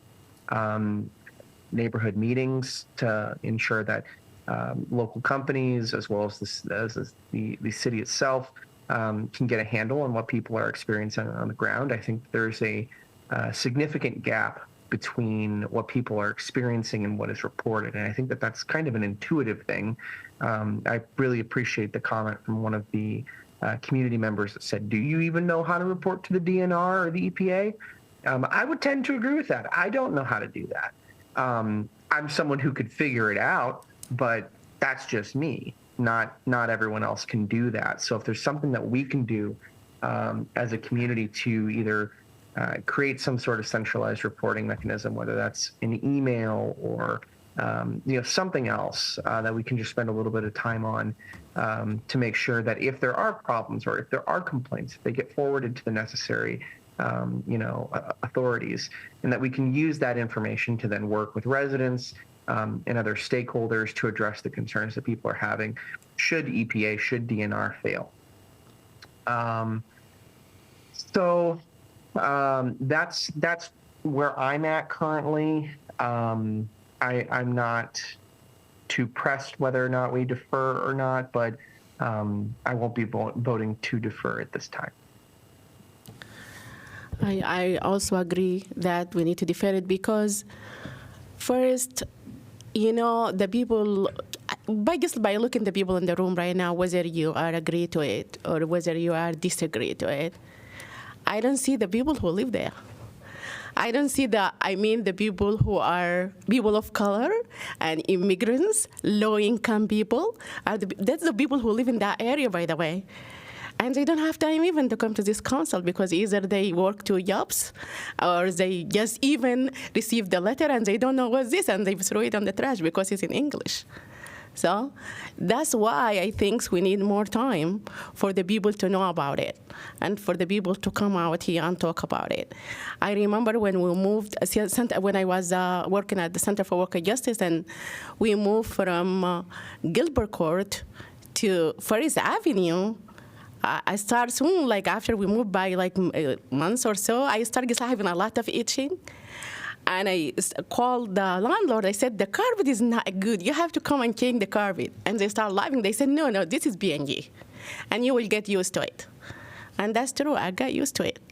And, smell, when you get used to it, you are not going to smell it anymore. And if something become chronic, I have anemia. I'm chronic anemia. But, when I go to the doctor, say, you are still moving and your blood pressure is 6 because it become chronic. And I can live with it. So I think if we don't smell something, that doesn't mean it's not in the air. And I think we receive a lot of good information from people like Dr. Julia here and Tracy. She did a lot of researches. I really be moved by those details. And why should the public come out if they really is not affecting them? Why you come out to do that? Speaking about the workforce, yeah, there is kind of people who work there, but do they really? I know a lot of temp agents staffing, they don't get work, they don't even work through B&G. I don't want to go on this because this is my passion as CWJ former executive director, and I know the complaint that I've been received from. But that's not our point right now. Our point is the air quality, the people got sick, and all this. So I hope we can defer this. More people come out. Procter & Gamble meet with the people. And we will, after that, maybe they're going to receive to a common ground. You never know. So I think one of the challenges that we're going to be faced with is, will people actually come together and and have a conversation. Why not? At this point, because there is no project that's been identified to go on this site. So it sounds like the neighborhood meeting is about P&G operations. It is what will be happening. They will be discussing what's currently happening there now and not what plans to go there in the future. So I just wanted to state what I see one of the challenges being. I think they said what happening as current. They want to discuss what's going to be there, if this is a warehouse, if this is just like, and what it should be done, all this. And I think maybe also the people just like talk to the Procter & Gamble and just tell their stories and complain. I don't know. Right. And again, I know that zoning, when we rezone something, a plan doesn't have to be in place. We just know that we're rezoning it to allowable uses, and which some are permitted by right, some are provisional, and then some are special exceptions. So I just want to at least bring that fact up at this moment as well. Yeah.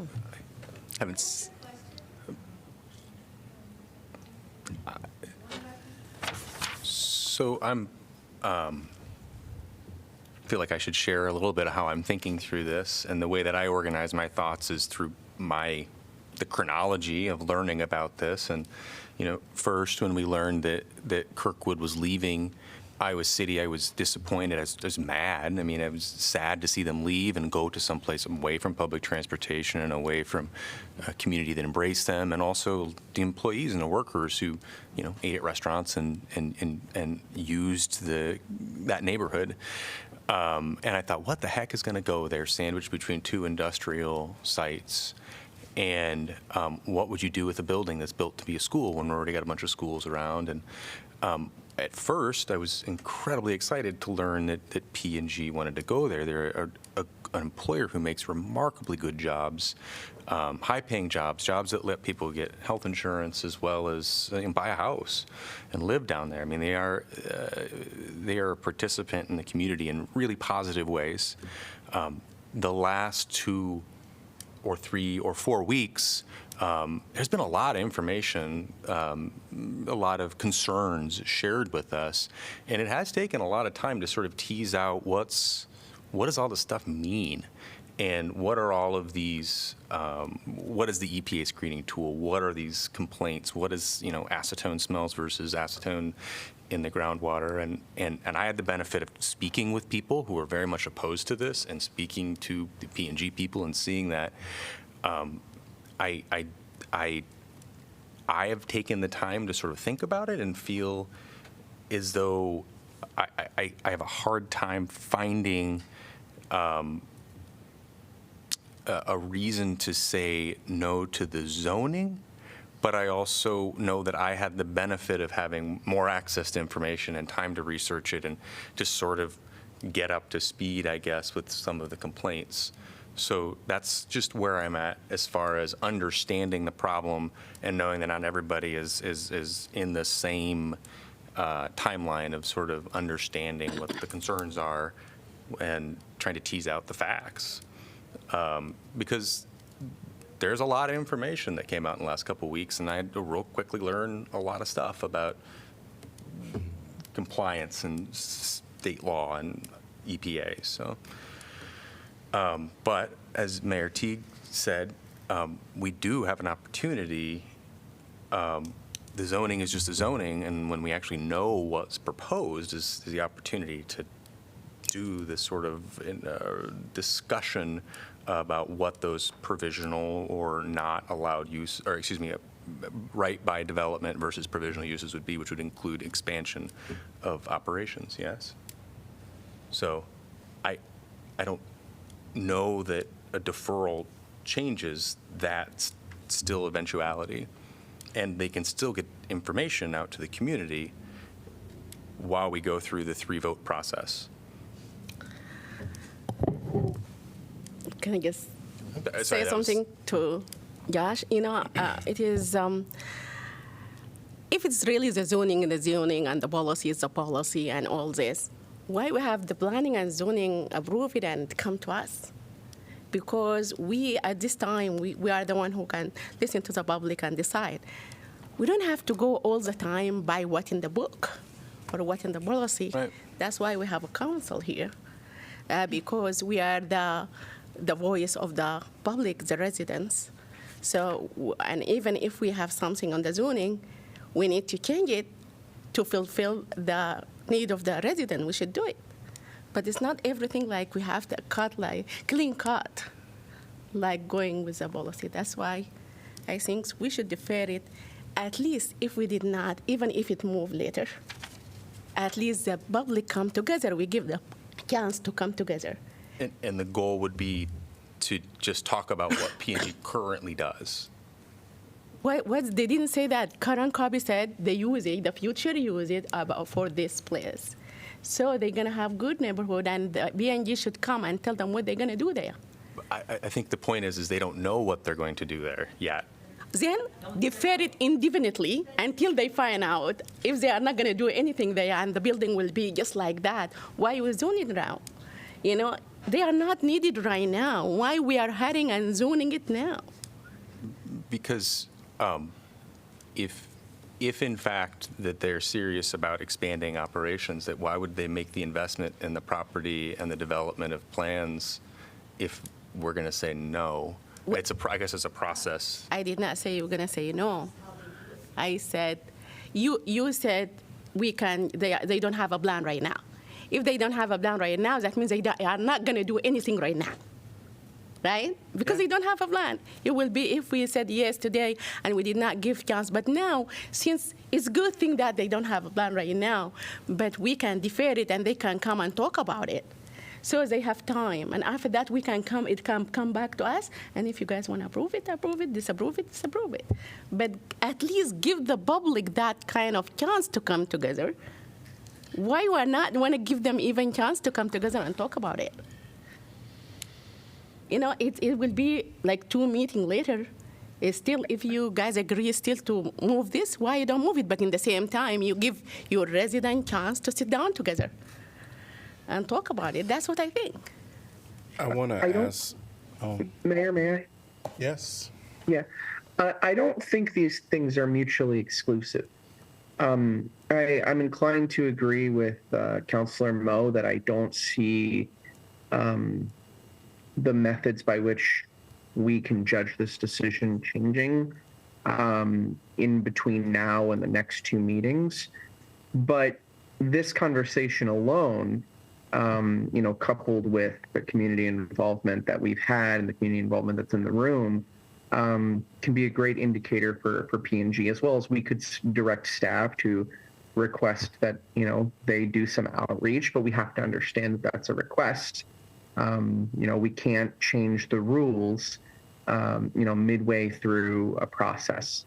And the fact of the matter is they're not required to do a good neighbor meeting. And, whether or not that's a question, that's not what we're coming to. We're trying to figure out solutions for the community in the long term. And that's kind of what I go back to is the problem here is air quality.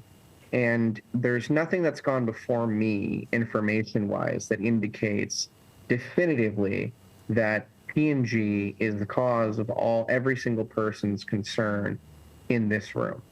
So if we want to work together as a community, and the council supports doing this, we should put together an investigation or some type of task force or something like that to identify and better address these concerns in the community. But this land use decision is not going to address the pollution and the concerns that people have shared with today. It fundamentally will not. So again, that's just my personal stance. Just a little deeper into that. On the question of deferral, I think that it always for me is what are we going to learn in the interim? And there's a question of what the community members can learn, what P&G can learn, what we can learn. On what we call a naked rezoning, where there's not a proposal attached to it, which there doesn't have to be, we're looking at the compatibility with the neighborhood and the alignment with the comprehensive plan. And I think I just want to kind of premise I'm just going to follow Councilor Mo's sort of like, how am I thinking about this? Because a lot of what I'm hearing tonight is people who are really frustrated with the process. And I think most folks, when they come to a council meeting for the first time, feel that. And when they engage with the council on an issue that they feel passionate about, they feel that. They're really frustrated that it's not more of a dialogue, that it's not more give and take, that it's not more transparency. That's the reality of the governmental system that we have. And for better and for worse, our role is to represent every single person in this community. Mayor Pro Tem, thank you for pointing out that there's a lot of folks who are not represented in the room who live in that area, and I agree with that very much. And any decision that I make takes their interests into account, takes their vulnerabilities into account, and that really is our job. And I don't have sympathy for a big multinational corporation. I really don't. I'm not interested in protecting their profits. I'm going to keep talking, though. We do have an obligation to consider air quality. So the concerns that were brought forward that say, our hands are tied. No, that's not true. It's very clear. It's within our code. It includes odors. It includes, particulates, the things that can be measured, that those regulatory bodies can point to. I don't think that a lack of complaints or a lack of founded complaints necessarily means there shouldn't be concerns. I don't believe that at all. And I don't, all of that being true, I don't think the issue is this rezoning. And I've actually been convinced the issue is not Procter & Gamble. And I especially don't think the issue is the Oral B plan. And that is because, as Councilor Mo said, we have access to information, and every one of us up here has taken hours listening to all different perspectives and taking in information from, and I know the Climate Action Commission did not give us a recommendation, which would have been really helpful, but had talked about this at a couple of meetings, and don't know why exactly they landed where they landed, but we got information from our climate specialist, Sarah Gardner, as well, on some of, to help us interpret the information that we were receiving. So I really agree with Councilor Dunn that we need to step back and address residents' concerns that there are companies or operators or whatever it is in our community that are making them ill. That is a real thing. And I don't think it's this particular thing that's in front of us tonight. And I know that's so frustrating. I know that. I know how frustrating that is. And that is, again, pretty consistent with people who come to our meetings. When you actually see how the process works and what this representative democracy means, it sucks. I'm with you. And yet, we signed up for it, and it is where we are. So we're doing what we can to try and improve that. And I agree that I think the communication between the neighbors and Procter & Gamble needs to improve. And us, yes. And I try really hard to be accessible. I'm seeing you be frustrated with that, and I apologize. But it is our prerogative to address what's in front of us at a particular moment. And I think what's in front of us at this particular moment is very mismatched with, kind of the concerns that we're hearing. And so we can address those, but it's not at, I don't think waiting 2 meetings is actually going to address those. Yeah. Kind of with the theme of the thought process. Yes, many hours. Actually, the the screening website, fascinating resource, spent many hours with that, going through all the different videos and tools with that. And it's it spends a lot of time also saying what it does tell you and what it doesn't tell you. So it does not give you site-specific concerns. It gives you areas that are worthy of further looking into. Also, from what I could tell from the sites, there's actually some sites that are definitely of higher concern based on the different percentiles and percentages. It's a complicated site, but again, several hours on that, several hours on the EPA and DNR websites looking at different things. And so, definitely a lot of time and energy, certainly reading through emails. I think I'm about 2 days behind in responding, but those who got to me a little bit earlier, I've responded to. And one of the reasons, by the way, just FYI, the responses are fairly short because I take very seriously our requirement to not make a decision until we've had our public hearing and to keep an open mind. So that's why those responses have been more along the lines of, thank you, I hear you, take this all into consideration. Everybody kind of gets that. That's what I feel is appropriate. This is a weird thing, kind of balancing these things out, because I take these concerns seriously. Air quality is something I take seriously. But I also have personal experience, because I do live about just a hair over a mile from the oral care plant, less than a mile from the beauty plant, just as the crow flies.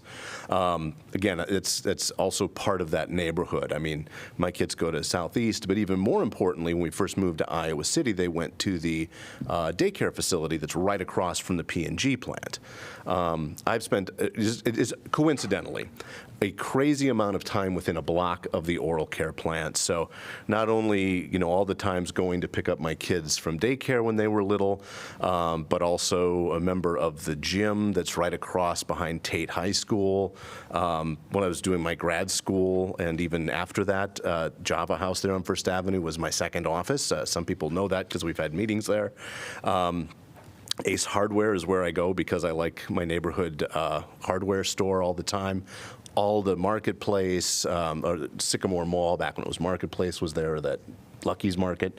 The movie theater, the Oyama is a favorite of my family. And I say all that to say, in 14 years, I haven't actually noticed a bad odor in any of those places. Now, that's not saying that I don't think other people have where they are, but my personal experience is what my personal experience is. And it's extensive and right next door, like literally within a block, which kind of gets to Councilor Burgess's thing.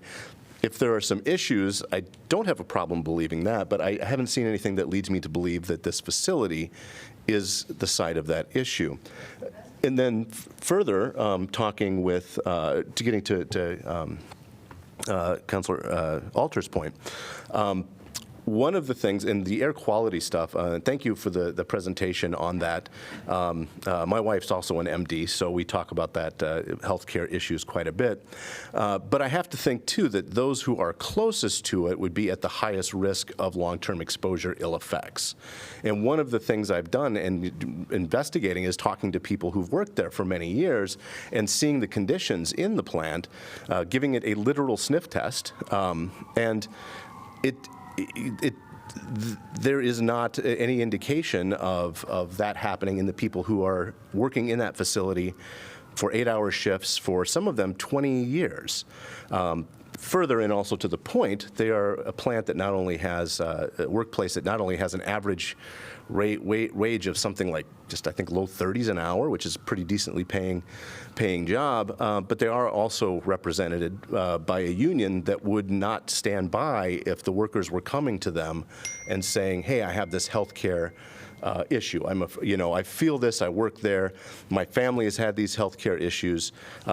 Just knowing, the local Teamsters 238, not for a heartbeat would they be okay with that, or would ignore any sort of complaint like that. So balancing all of that out, I'm kind of in the same place. I don't know what new thing that would make me think that this facility was part of an air condition of the air problem, but I really liked Councilor Dunn's idea about, okay, so if there is a problem, let's do more to address an existing issue. But as Councilor Burgess said, I am not convinced that these things are connected to this facility at this site. So that's kind of where I'm at. So I think the question again before us is deferral. That's what we're going to vote on, and if a deferral passes, then it'll be deferred until April 16th. If it fails, then we'll come back, and I'll ask if council is inclined to vote along with P&Z. If the answer is no, then we will end the conversation there, and we'll have a consult with P&Z. If I see at least 4 heads shaking yes, then I will close the public hearing, and then we'll have final deliberations at that point. Okay?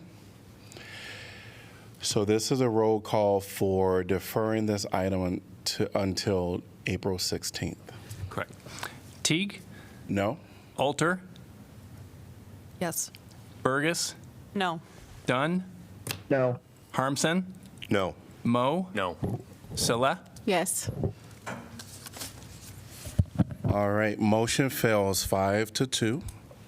So now we're going to go, and I'm going to ask if people are inclined to vote in accordance with P&Z recommendation. Okay. All right, so I am going to close the public hearing. And then we already have the motion. Oh, no, could I get a motion for first consideration? I'll move. Moved by Mo, Second? seconded by Burgess, and council discussion. So just I think Councilor Dunn was the one who said, we can't require engagement at a certain level at this stage in the process. And I do understand that P&G is willing to have conversations with people who have questions and provide more information, and I hope that they do that, because I think that is really important so that people understand the information that we're working with in our roles, and just that they can have the opportunity to be accountable as corporate citizens in our community. And I would say also as local neighbors. I mean, that I heartily second what you're saying, but I also recognize that you are also, P&G, yes, they're multinational, but they are also local, and they are part of the neighborhoods, and so that would be an incredibly important and good step, is to have that communication so that there can be better understanding. So I second what you're saying. I know it's voluntary, but I think that would be a really, really, really good step. I don't want to rehash things necessarily that I've already said, but I really do see this issue in the grandest sense of things in a few different ways. We have a great deal of mistrust or distrust between the community, P&G, and ourselves. I mean, we had quite literally someone postulate whether or not we had backroom conversations with P&G guaranteeing them this rezoning decision. So that's a great cause for concern, and I think is something that needs to be addressed. And when I say that, I mean there needs to be a deliberate effort on behalf of the city to continue moving forward in addressing these community concerns in good faith and in a way that is meaningful.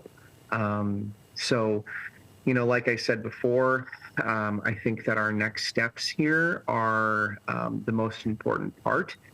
Whether or not we just approve this decision and carry on, that could very well entrench some of those untrue thoughts.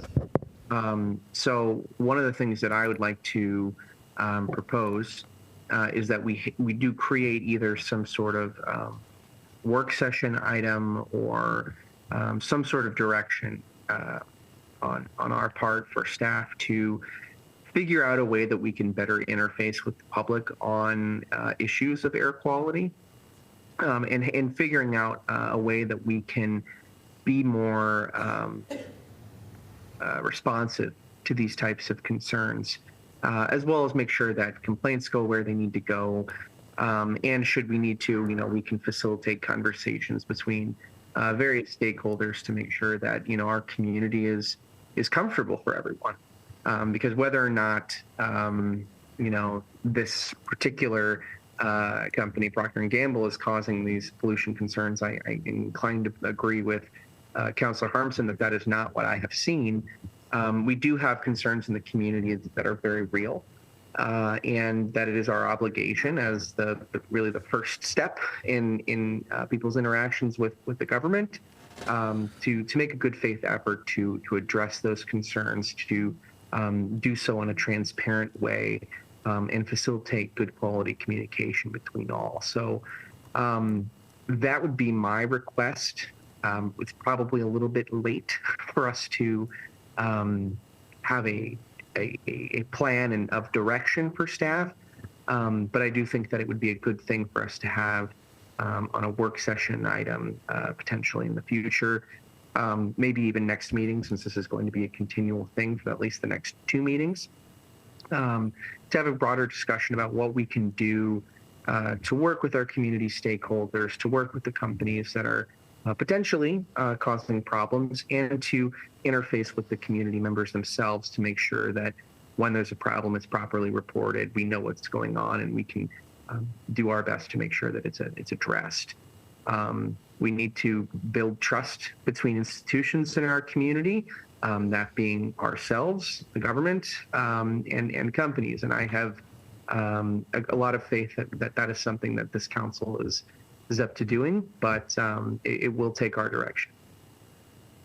I appreciate your words, Councilor Dunn, and agree that we should put this on a work session in a timely way to discuss air quality in this part of town and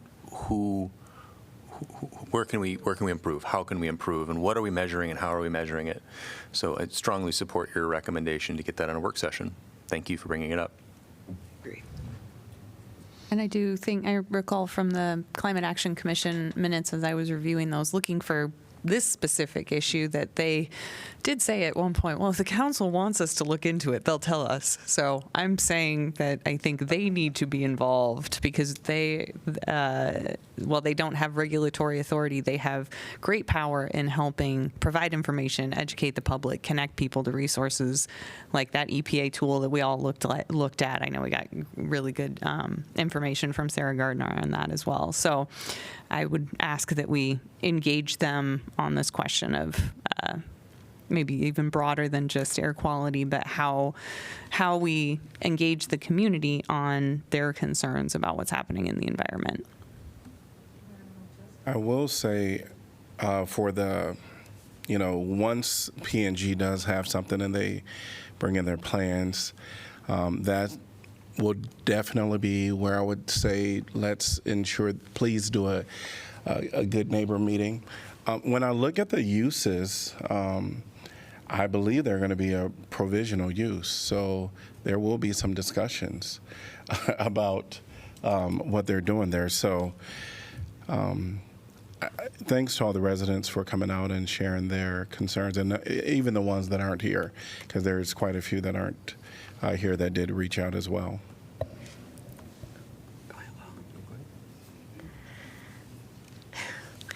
Okay. I just want to share my thought of why I'm not approving this. While I understand the need of economic growth and development, I have some concern about this particular proposal. First, impact on our residential area. When B&G has been, B&G has been around for years now. But when they rezoned the B&G areas, industrial area, this was the end of the city. After, I went and get some history. This was just really the end of the city. Why they didn't put B&G in the downtown area? Why? Because at that time, this is a lot of residential and people live here. That's why they put B&G toward the end of the city a long time ago. And since then, I think our city has grown a lot. especially in the residential area nearby the current industrial zone. I think adding another factor nearby could really change the feeling of this neighborhood, and I worry about it might affect resident daily lives. Second, quality of life issue. We have heard from the public here today and through emails, meeting, phone calls about all the complaints regarding the smell from the existing factory. I think it's important to consider how adding another one might worsen the problem and impact people's enjoyment of their home and outdoor space. Third, health and safety. There is also the issue of health risk associated with industrial activity. Studies have shown that exposure to certain air pollution can have negative effect on the health, especially for vulnerable groups like children and elderly people. I think thank you for the people who presented here, whether Julia and Tracy, and they bring a lot of good information, informative about the health risk. And as I said, 2022 test of Iowa City stormwater provided by the DNR shown elevated level of the multiple VOCs that matches the Oral-B RCRA facility report. I think we need to prioritize the well-being of our community members. Environmental impact, as Rhoda mentions, and in our city strategic planning, we have climate actions, big one over there. And our city known for the natural beauty, and I believe we have responsibility to protect it. Adding more industrial activity could lead to pollution and other environmental issues that could harm our local ecosystem. And the most important, my last point, the community input is matters. Finally, I think it is very important to listen to the concern of the residents. Many people in this community have voiced their opposition to this rezoning proposal, and I believe we need to take their opinions into account when we make a decision that affect our city future. In conclusion, I will be voting against this rezoning proposal. I believe it is important to prioritize the well-being of our residents, protect our environment, and consider the long-term implication of our decision. Okay. Mayor, I just, since we're actually considering the rezoning, I didn't speak to the compatibility with the neighborhood question that we're required to consider at this stage. And I do, again, this is my conclusion based on all the information that I have in front of me, that this will be a place where people who live in the area can walk to work. And I notice, I think the house I live in is one that was built so that people could walk to what is now the beauty care facility. And we just installed this trail along Highway 6, the portion between Fair Meadows Drive and Hines Road, and there's even more industrial out on Hines Road with additional manufacturing industrial out there. I see people walking on that trail to work from the quarters, from my neighborhood, from Modern Manor. Like, we talk about this 15-minute city, we talk about the need for accessible, good jobs, and I think that this is that kind of thing, much more than it is a new polluting factory that invokes the kinds of environmental justice concerns. And it is only 6.8 acres, and I think that's important as well. That this is not, the scale of what can occur on this property for this rezoning is very limited by the size and the shape of the real estate itself. So I appreciate very much, Mayor Pro Tem, your comments, and I agree with them, and I reach a different conclusion in this case. So, thank you. I see Councilor Dunn hand. Yeah, I was just wondering if we might be able, as the agenda item the work session item that I was discussing earlier, if we might be able to do a consult, not specifically on this item, but on this broader conversation about industrial pollution in this particular sector of Iowa City, if we could have them be part of that work session. And simultaneously, if that directive can be given to move that forward in this moment, or what would we need to do in order to get the ball rolling? So I think I understood the majority of council is wanting a work session to talk about air quality in general, and just reach some conclusions. And who will be a part of that conversation? Certainly, we can, determine who will. Climate Action Commission also, said if council wants to direct us to have that conversation, certainly we can look into it. So I think the work session will happen because we do have a majority of council nodding yes to that. And I think during that meeting, we'll be able to discuss whatever elements that we want to look at and who we want to, I guess, have involved in that discussion. Thank you. Hearing no other comments, roll call, please. Alter, Yes. Burgess, Yes. Dunn, Yes. Harmson, Yes. Mo, Yes. Saleh, No. Teague. Yes, motion passes 6-1.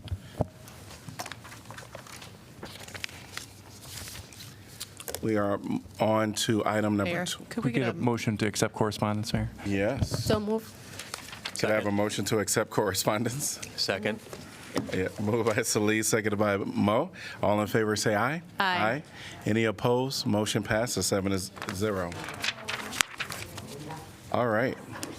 We are on to item number 12B, which is 700,000 general obligation bonds. Resolution instituting proceedings to take additional action. 12A. All right. We're on 12A.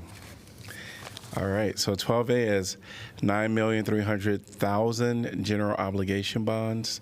Resolution instituting proceedings to take additional action for the issuance of not to exceed $9,300,000 general obligation bonds of the City of Iowa City, State of Iowa. And I'm going to open the public hearing. And we have Jeff Fruin and not our finance director, Nicole Davies, before us today. So welcome, Jeff. Yes, thank you, Mayor and Council. Nicole is not able to be with us tonight, so I'm going to pinch hit for this. You actually have 4 items on your agenda in succession here, 12A through 12D. The first 3 are public hearings. Each one will allow staff to proceed with the bond sale. And then the 4th item is just a simple resolution authorizing the GO bond pre-tax levy. So just a little bit about the timeline. We're here on March 19th. You set this hearing on February 20th. And this is what the schedule for the bond sale looks like. We would have our call with Moody's, our bond rating agency, on the 15th. You will have some resolutions on your April 16th directing the sale, the advertisement and the sale of those bonds. We would receive bids on May 7th, and then we would ask for you to authorize issuance of the bonds on May 21st, and we'd anticipate closing in June 4th. So you can see it's a multi-month process. The 2024 GO bond projects you've already seen before. We reviewed these with you during our budget work sessions earlier this year. These are the projects that are listed. The last 2 bullet points are general corporate purpose, and those are definitions provided by the state of Iowa. So the reason that you have 3 public hearings are that general corporate purpose items have to have separate public hearings. So your first public hearing is going to be all of the bullet points except for the last 2, and then the last 2 will get separate considerations from you. Those general purpose bonds have a limit right now of that $700,000. The others do not have a per project limit to them. Once you add up all these, you fall a little short of the number that's provided. That's because there's bond issuance costs, and that provides that small difference between the project costs and the total amount that we'll be asking to bond.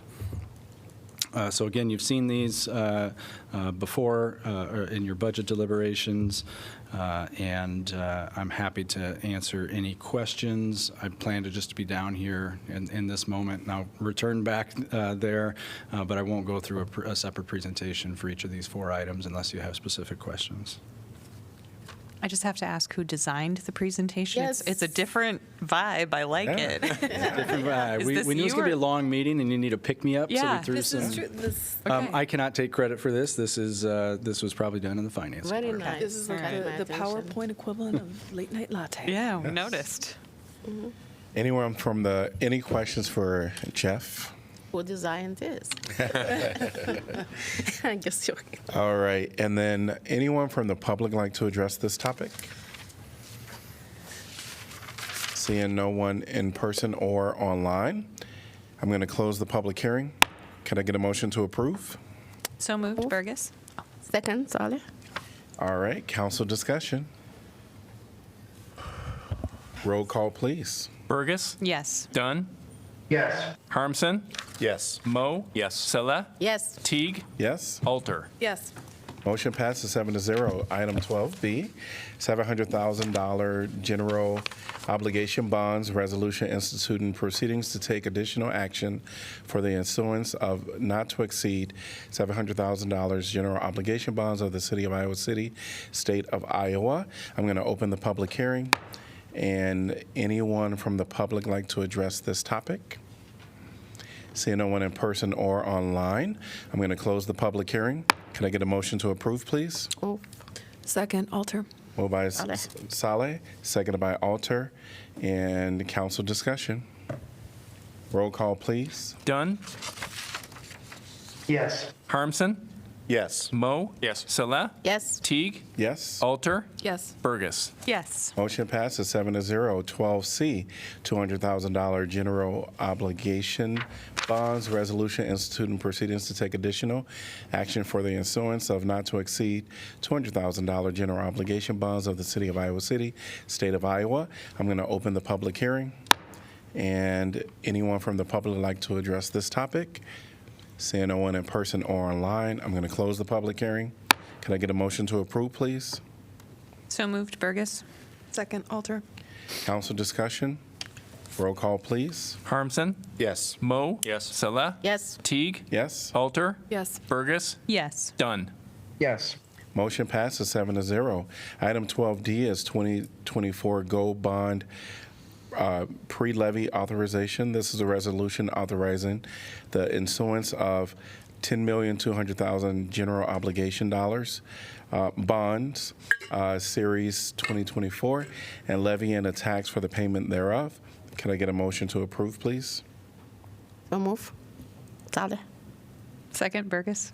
All right, and then anyone from the public like to address this topic? Seeing no one in person or online, council discussion. Yes, I want to ask a question here. When we say pre-levy authorization, what that means? Well, you're essentially setting the tax levy that's going to be needed to pay off the debt that we're planning to issue. Obviously, you haven't approved the budget yet, so that's the pre-levy. And we'll do an amendment. So there's a couple of variables, right? You haven't approved the budget, and you we also don't know what the bids on those bonds will be, so we actually don't know the real cost of borrowing yet. So if needed, and typically it would be, we would do an amendment afterwards. But the pre-levy just recognizes that we're not yet going to be issuing that levy until the budget's adopted. Great. Roll call, please. Moe, yes, Sella, Yes. Teague, Yes? Alter, Yes. Burgess, Yes. Dunn, Yes. Harmson. Yes. Motion passes 7-0. 12E, sale of 1313 Sandusky Drive. Resolution authorizing conveyance of a single-family home located at 1313 Sandusky Drive. I'm going to open the public hearing and welcome Tracy Heishu. Hi, Tracy Heishu. At this point in the night, I think all of you are familiar with the South District program. We buy homes in the South District, Sandusky, Davis, and Taylor. We rehab them and sell them affordable homeownership. We bought 11 duplexes. We have rehabbed 4 now. This is the 8th home that we're selling. After this home, we don't have any currently underway. We are demolishing one at the entrance of Weatherby, as we had in the council packet a few weeks ago, and then all the others have at least 1 unit rented. So anyone who is looking for down payment or home ownership, we do have a down payment assistance program, so we'll be referring them to our lending partners for the home program that we funded for down payment. We're selling this home for $170,000. The owners are eligible for $24,999 in a home down payment, so they'll finance this home for about $150,000. The homeowners have completed the Horizons home buyer class in order to get the home funds, and this is just for the conveyance of this property. You mean this is completed our project on the south? Not completed.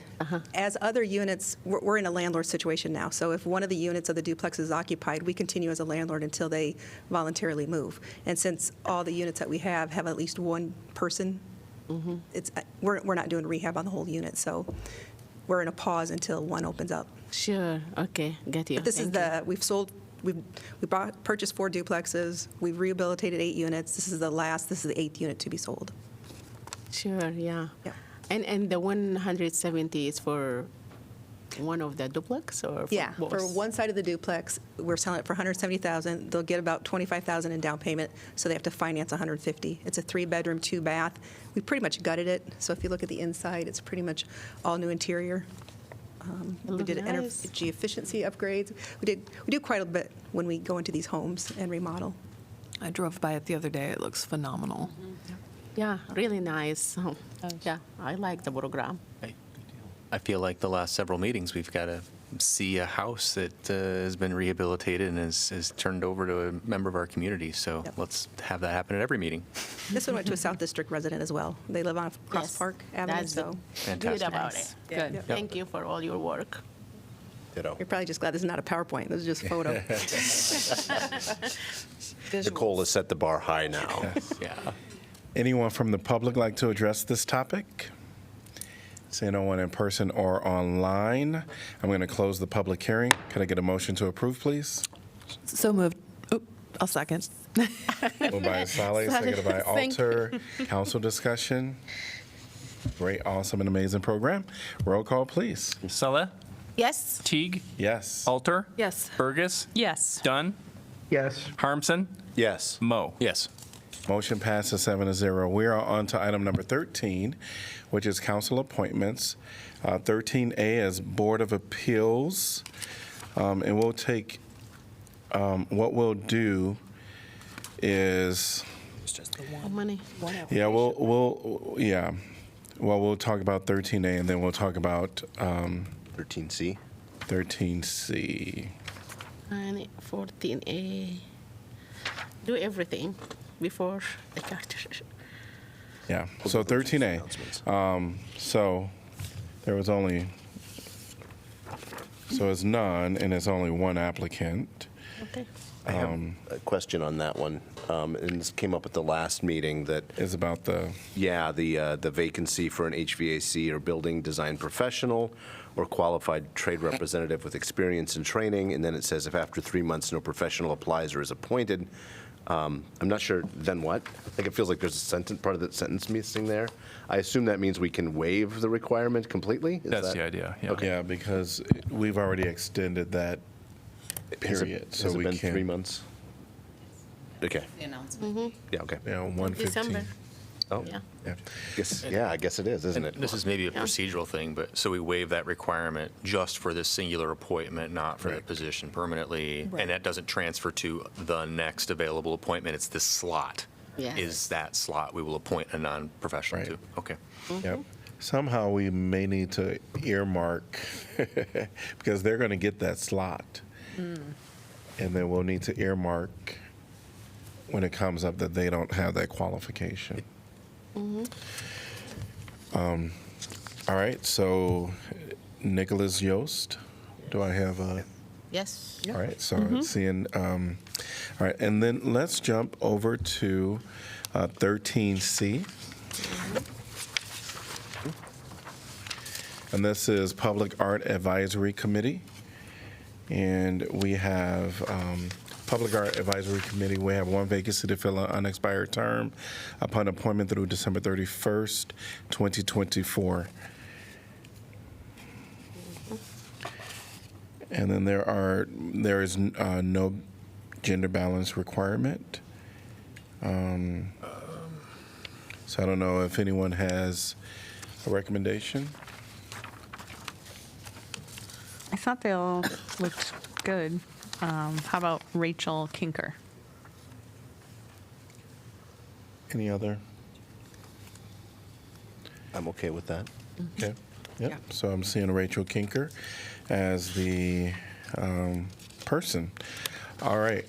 I do want to take a vote on those two. So this would be for 13A, for the appointment to the Board of Appeals of,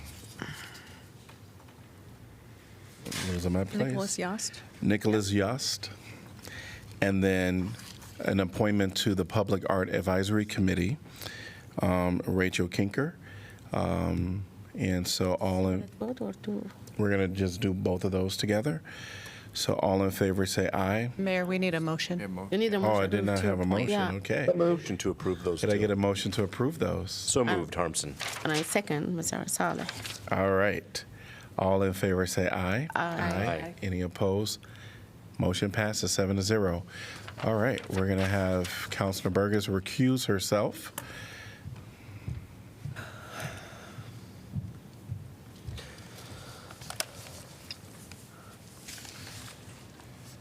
So the next item is 13B, is Charter Review Commission. There is one vacancy to fill a year term from April 1st, 2024 to no later than April 1st, 2025. There is a gender balance requirement. Why is it is gender balance requirement? Well, There is no. so there is no gender balance requirement. Yes. All right, well, just X that off of there. Because it's not going to be like last time there is not, and now there is. It's fine. It's, Consistent. yes. All right. And then I just want to open the floor for for folks that they want to put forth. Put forward Rod Sullivan. Okay.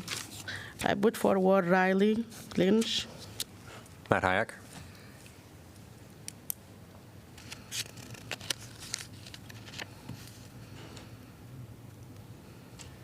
Any other nominations? All right, hearing none, I just want to see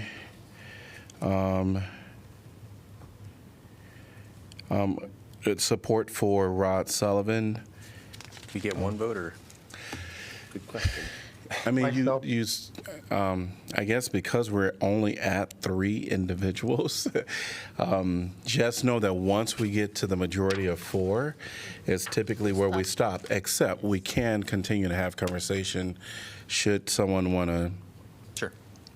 Mayor, if I may ask a procedural question. Yes. In this case, or wait, am I thinking about things wrong? Is the majority still 4? Yes, majority is Okay. still 4. Gotcha. Yes. Okay. All right. So for Rod Sullivan, I just want to see hands of support. Okay. And Councilor Dunn, I can't see your hand, but oh yeah, you raised your hand. I love it. Got no Zoom. He raised his virtual hand. I love it. All right. And then we have 2, and for Riley. Okay. We have 1. And then for Matt Hayek, we have 4. And I don't see online. Okay. So Matt Hayek is appointed to He has the majority. So let's go ahead and do a vote. I move for Matt Hayek. Could I get a motion to appoint Matt Hayek? Moved by Mo, Second. Correct. seconded by Alter. All in favor say aye. Aye. Any opposed? Aye. So that's one opposed? Yes. Okay. All right, so motion passes 5-1. Could I get a motion to accept correspondence? So moved. Moved by Mo, Second, Alter. seconded by Alter. All in favor say aye. Aye. Any opposed? Motion passes 6-0. All right. What do you mean? All to accept correspondence. Okay. Yes.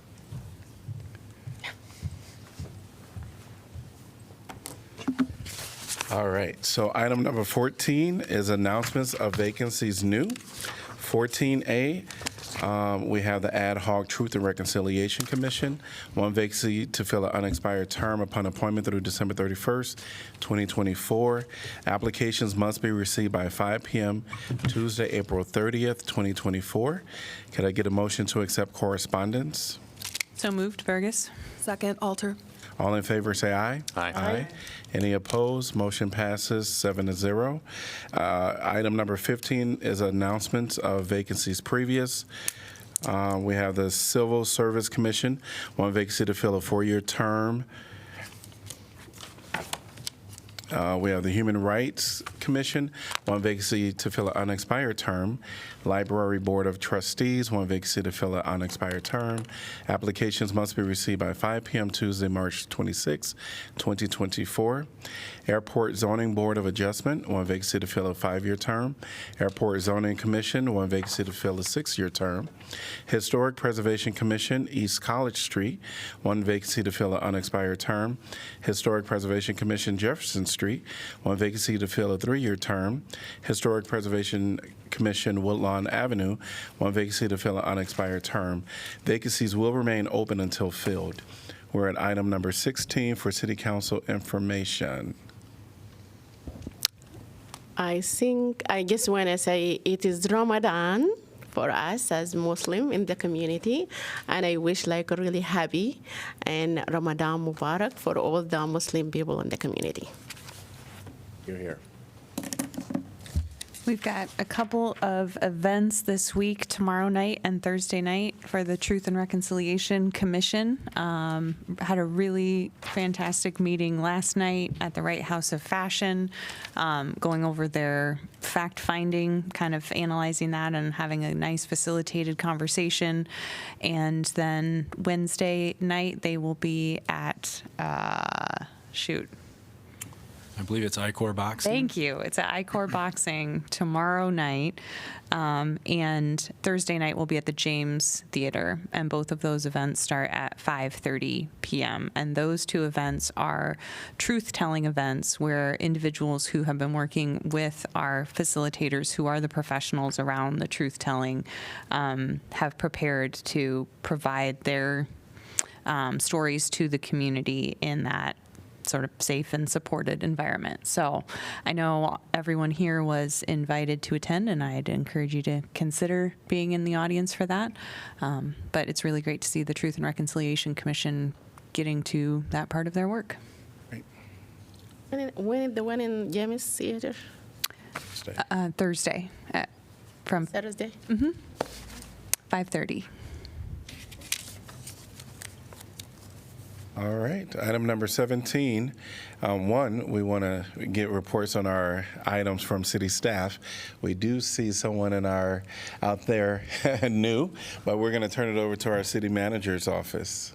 Well, I'll introduce Kirk Lehman. Most of you have seen Kirk at these meetings before or seen his work come before you in packets. We're excited for Kirk to step up and serve a new role for the city, which is Assistant City Manager. So he's about 2 weeks in now, a week and a half or so. 2.5. Sure.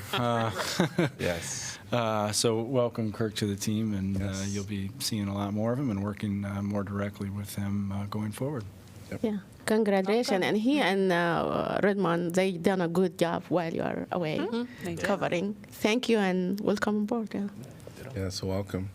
Our city attorney, Nothing for me tonight, thank you. city clerk. All right, we are at item number 18. Can I get a motion to adjourn? So moved. Second. Move. Moved by Alter, seconded by Burgess. All in favor say aye. Aye. Aye. Any opposed? Motion passes 7-0. We are adjourned.